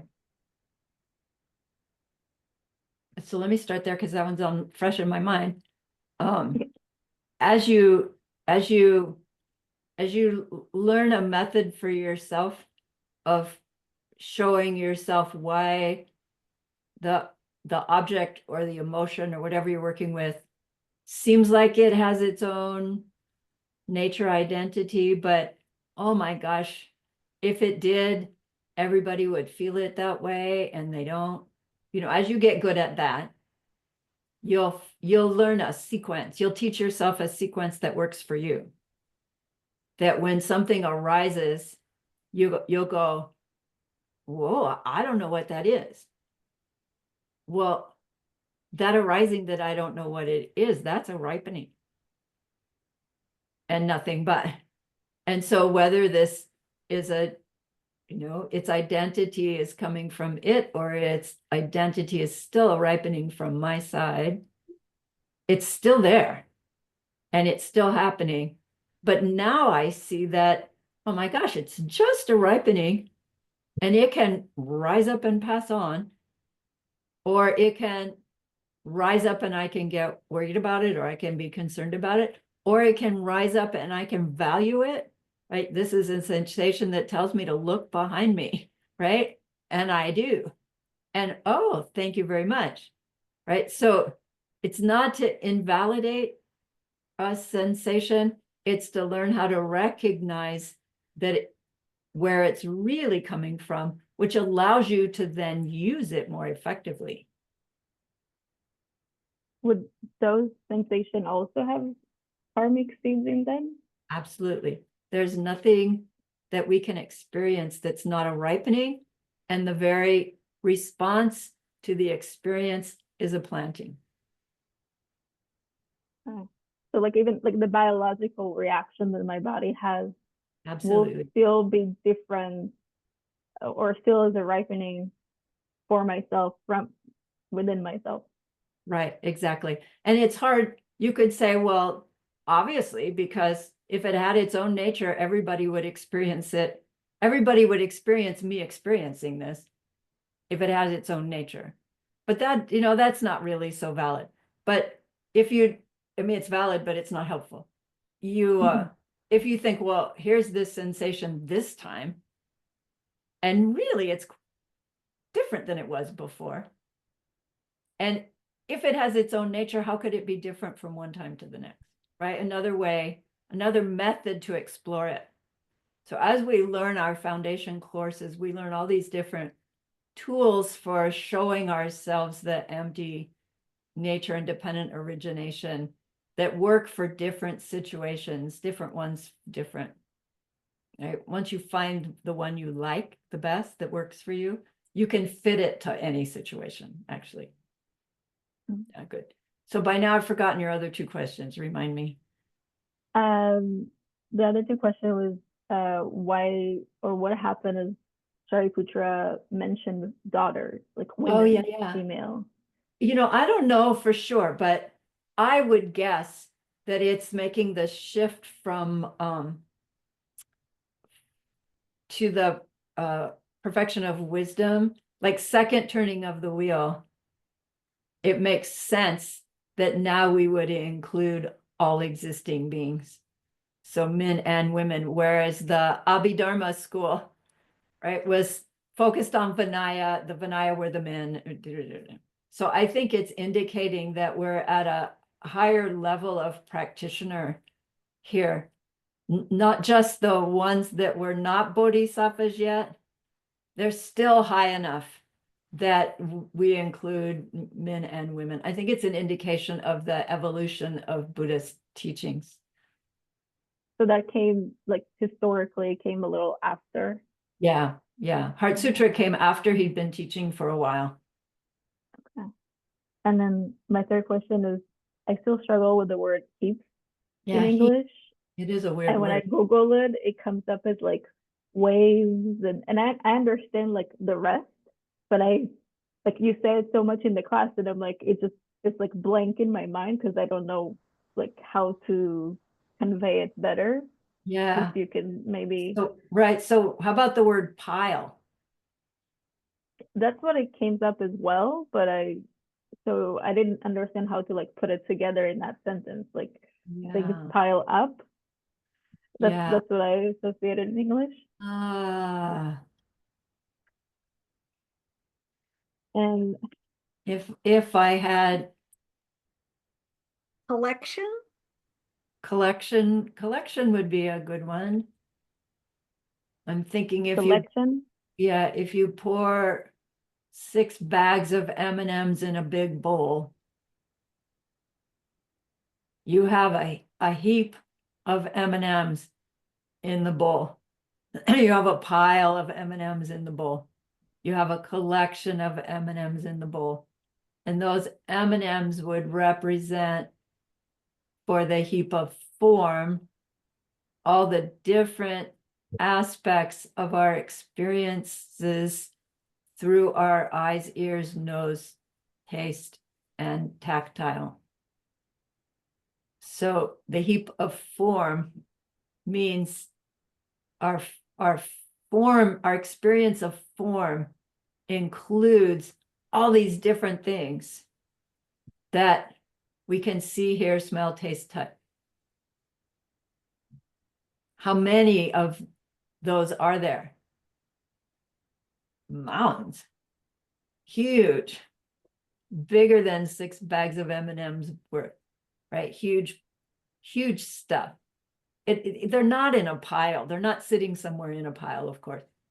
It just means all the different things that make us up.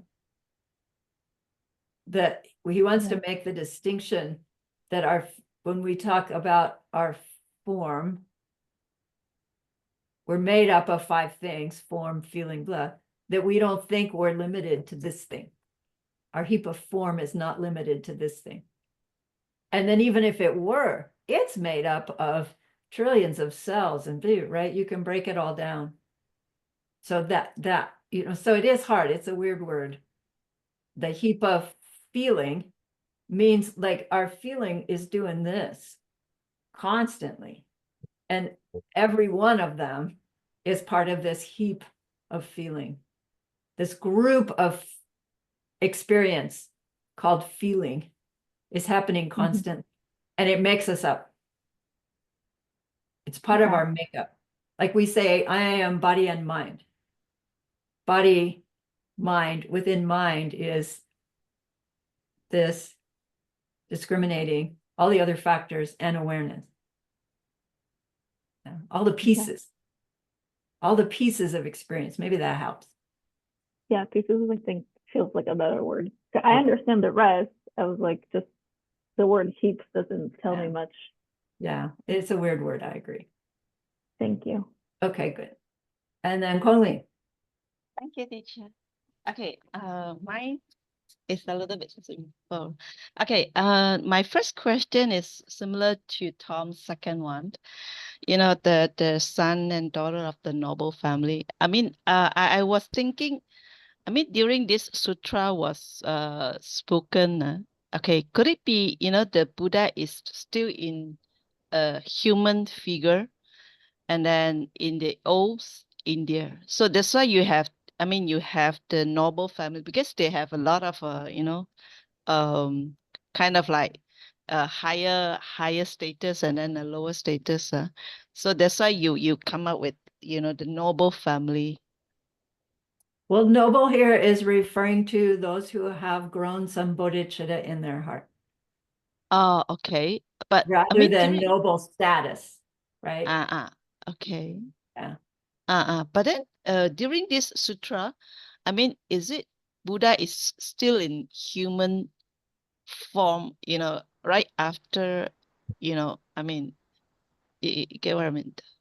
Right. So the perfection of wisdom teachings are considered to be the second turning of the wheel, which Ah, which means that he was teaching the earlier basic teachings for some time, until his disciples had worked with the Vinaya, worked with the idea of dependent origination as everything depends upon causes and parts, and helping them come to see that there's nothing in samsara that can satisfy someone, particularly when we're ready for our spiritual path, right? He's pointing out suffering and samsara and existing things, and the focus was on withdrawing and renunciation and doing retreat.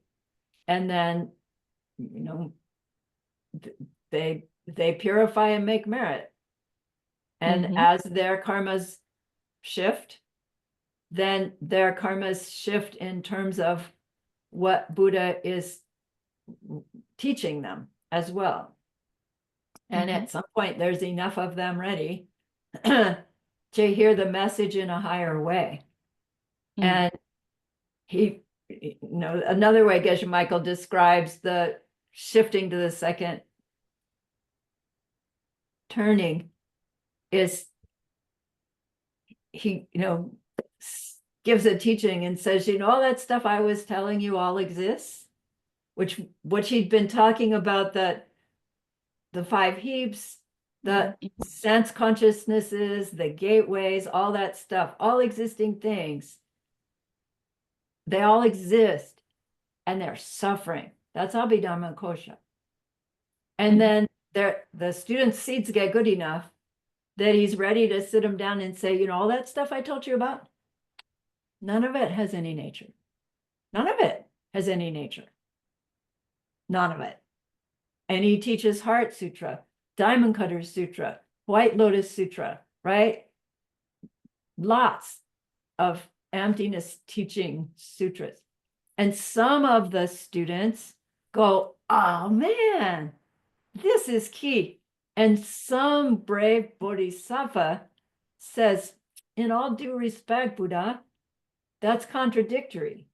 You taught us all those things, they exist and they're suffering, and now you're saying they don't exist at all? And Buddha realizes that bodhisattva misunderstood hearing the Heart Sutra when he said nothing has any nature of its own. That bodhisattva thought Buddha was saying all that existing stuff, it doesn't really exist. And so Buddha recognized, oh, there are people who need to have it clarified.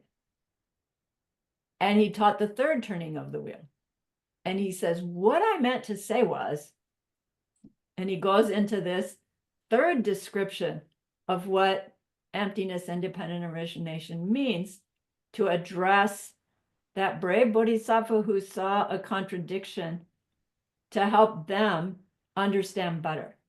And then out of that actually comes the mind-only school eventually, which isn't really its own school, its own philosophy. It's the stage we go through as we shift from first turning of the wheel, understanding of no self nature, before we can get to the highest understanding of no self nature, we have the stairway we can go through, which is mind only and lower middle way, that we'll recognize our own mind doing as we learn these practices of watching our experience and where we think things are coming from.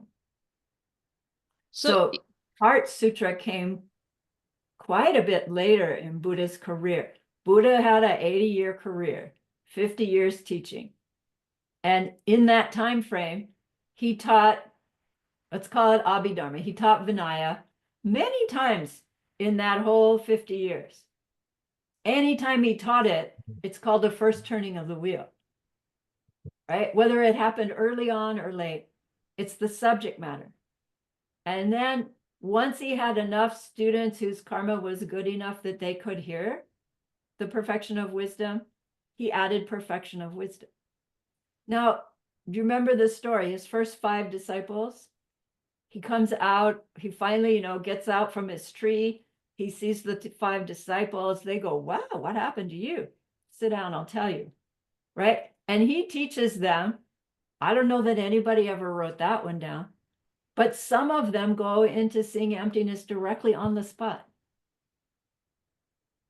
They become Arya right there. And others didn't. Right? Some got bodhicitta, others didn't. It was their seeds, wasn't it? His whole teaching, everything is coming from the seeds of the disciple that are there. So we want to take things so literally. First he taught that, then he taught this, then he taught that, and it must be sequential. And it's like, no, it was according to who was there at the time and what they were hearing. And that's all coming from us. Okay? So we need to hear it.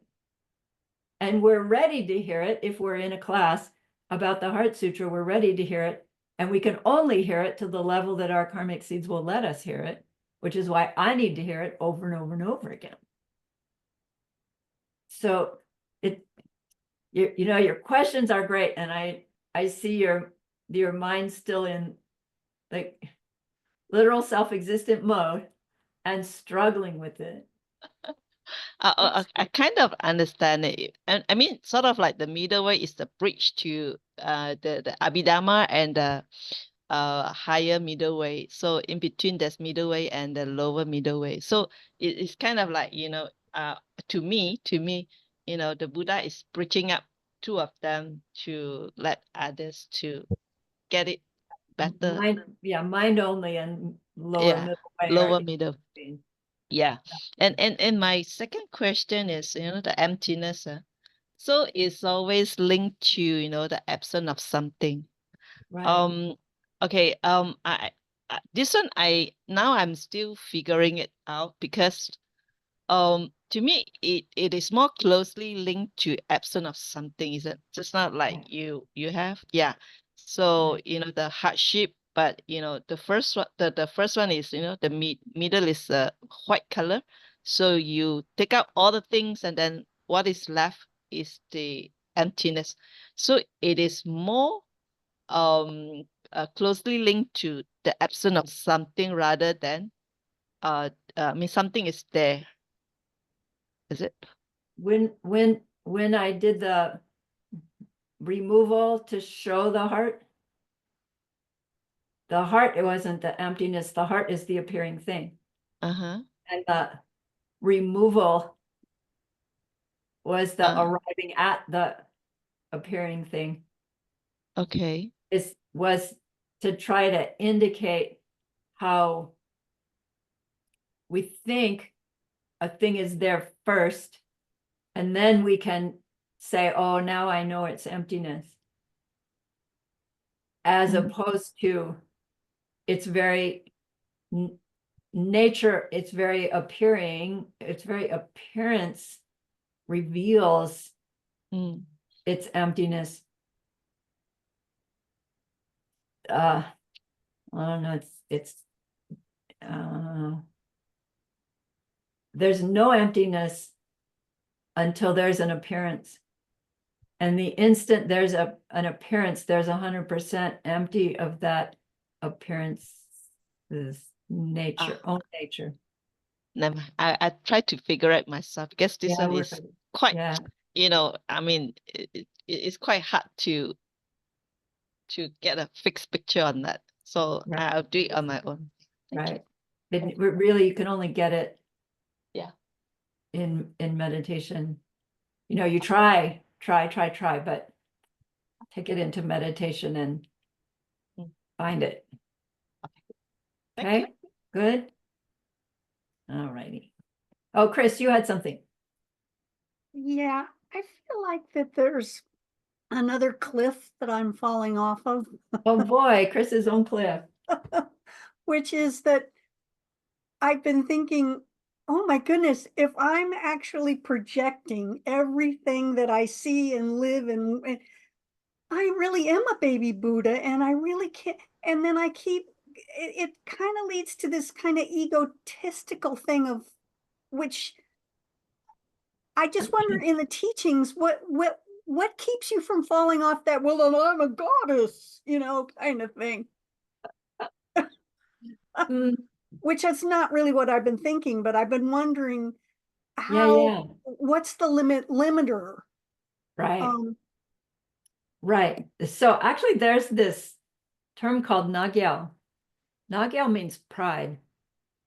And pride is one of those, main mental afflictions, because suffering pride, human pride, is I'm better than you, so my needs are more important than yours. And so I'll keep stuff that I could use to help you. But because you see how wrong Mhm. pride goes? mhm. And it's not really the, oh, puffed up, I'm, so wonderful. It's not that. It's just that I'm better than you, so my needs are more important than you, pride. But that term nagyal is also used for divine pride. And divine pride means I am the Buddha. Like I am the one who've created all of this. And I am therefore personally responsible for all of it. So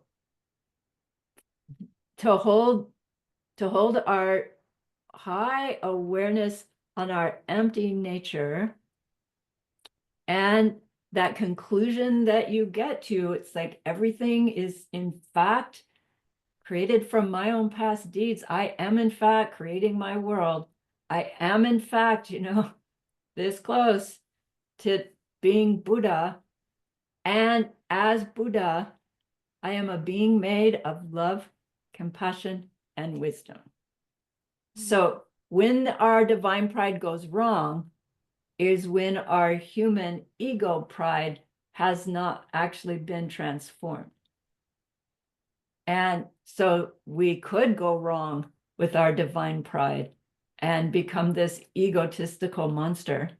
But what would happen karmically when we do that, right? To have that conclusion, oh my gosh, I really am creating my world. I really am a baby Buddha. Wow, I could make it wonderful for everybody.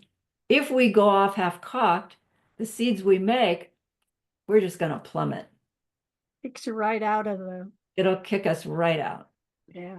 So bodhicitta is the key, right? When our conclusion is, oh man, I really am, if we want to show it to somebody else, we're misunderstanding.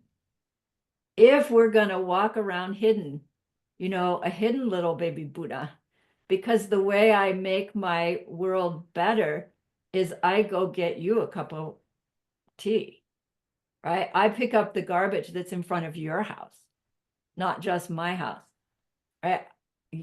You, the baby Buddha, is in secret.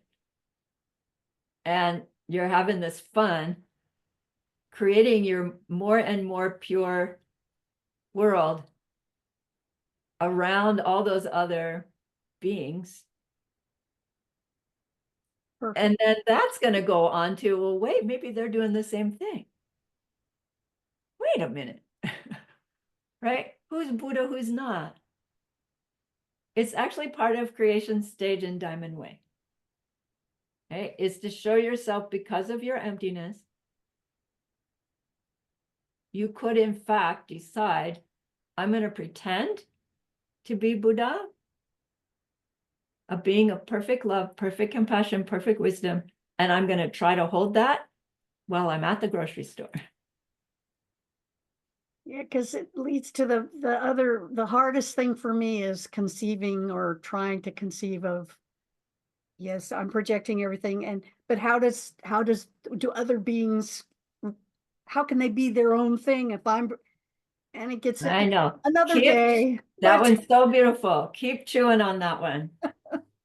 And really the snag is that when we say, oh, everything's really coming from me, we're thinking everything but me is coming from me. And then that makes it like there's me, but all of them, they're just projections, but not me. I'm not a projection because I'm the real thing doing it. And that's a misunderstanding. Uh-huh. Okay. Yeah, good fun. You know what helped me think of that description? Do you remember in the 90s there was that spring thingy that you would put on a step and it would just fall and move down? Yeah. So remember that toy? So it's Yeah. like that spring that moves from me Oh. outside of me, but it's still attached to me. So like what I Yeah. do, like that's kind of how I view it. So then every time I have this like, wait, I'm like so much better. It's like, wait, but then like I have to do the bodhicitta, like it comes from me. And then it like I come back to like the humbleness of wait, if not me and everyone else, then that doesn't make sense. Nothing gonna change. So I view it as like the internal spring. And I'm gonna follow the spring down a bad path, or I can come back to the core seed, which is the bodhicitta. That's Yeah. kind of what helps me. Kat, she describes the slinky from the 1990s. We had those Yes, in the the slinky. 60s. Okay, well, I was born in Really, 91. yours were colored, ours were gray, but they still were the slinky. Yeah, I don't know what those are called, but I know what they look like. Funny. Sweet. Anything else? Yeah. Okay. Thank you, so my much, dear. teacher. And then good night So from Tom Malaysia. had a question for me about retreat. Again, anybody's welcome to stay, but you can also click off because I don't know what your question is, but it's about the January retreat. What's the next date? Do we know? Do we remember? The time next we day for meet? this class? Yeah. I think it's in my calendar, but I just wondered if everybody remembered. Well, I'm gone until January. There it is, the 17th. Thanks, Jonah. Thank you. Yeah, I'm good. Okay, happy holidays, everyone. Christmas, Hanukkah, Kwanzaa, whatever. Thank you. So yes, Tom, about retreat. I guess it's about my health and that we talked about as well. So I Oh, wanted Let me stop your the recording. okay.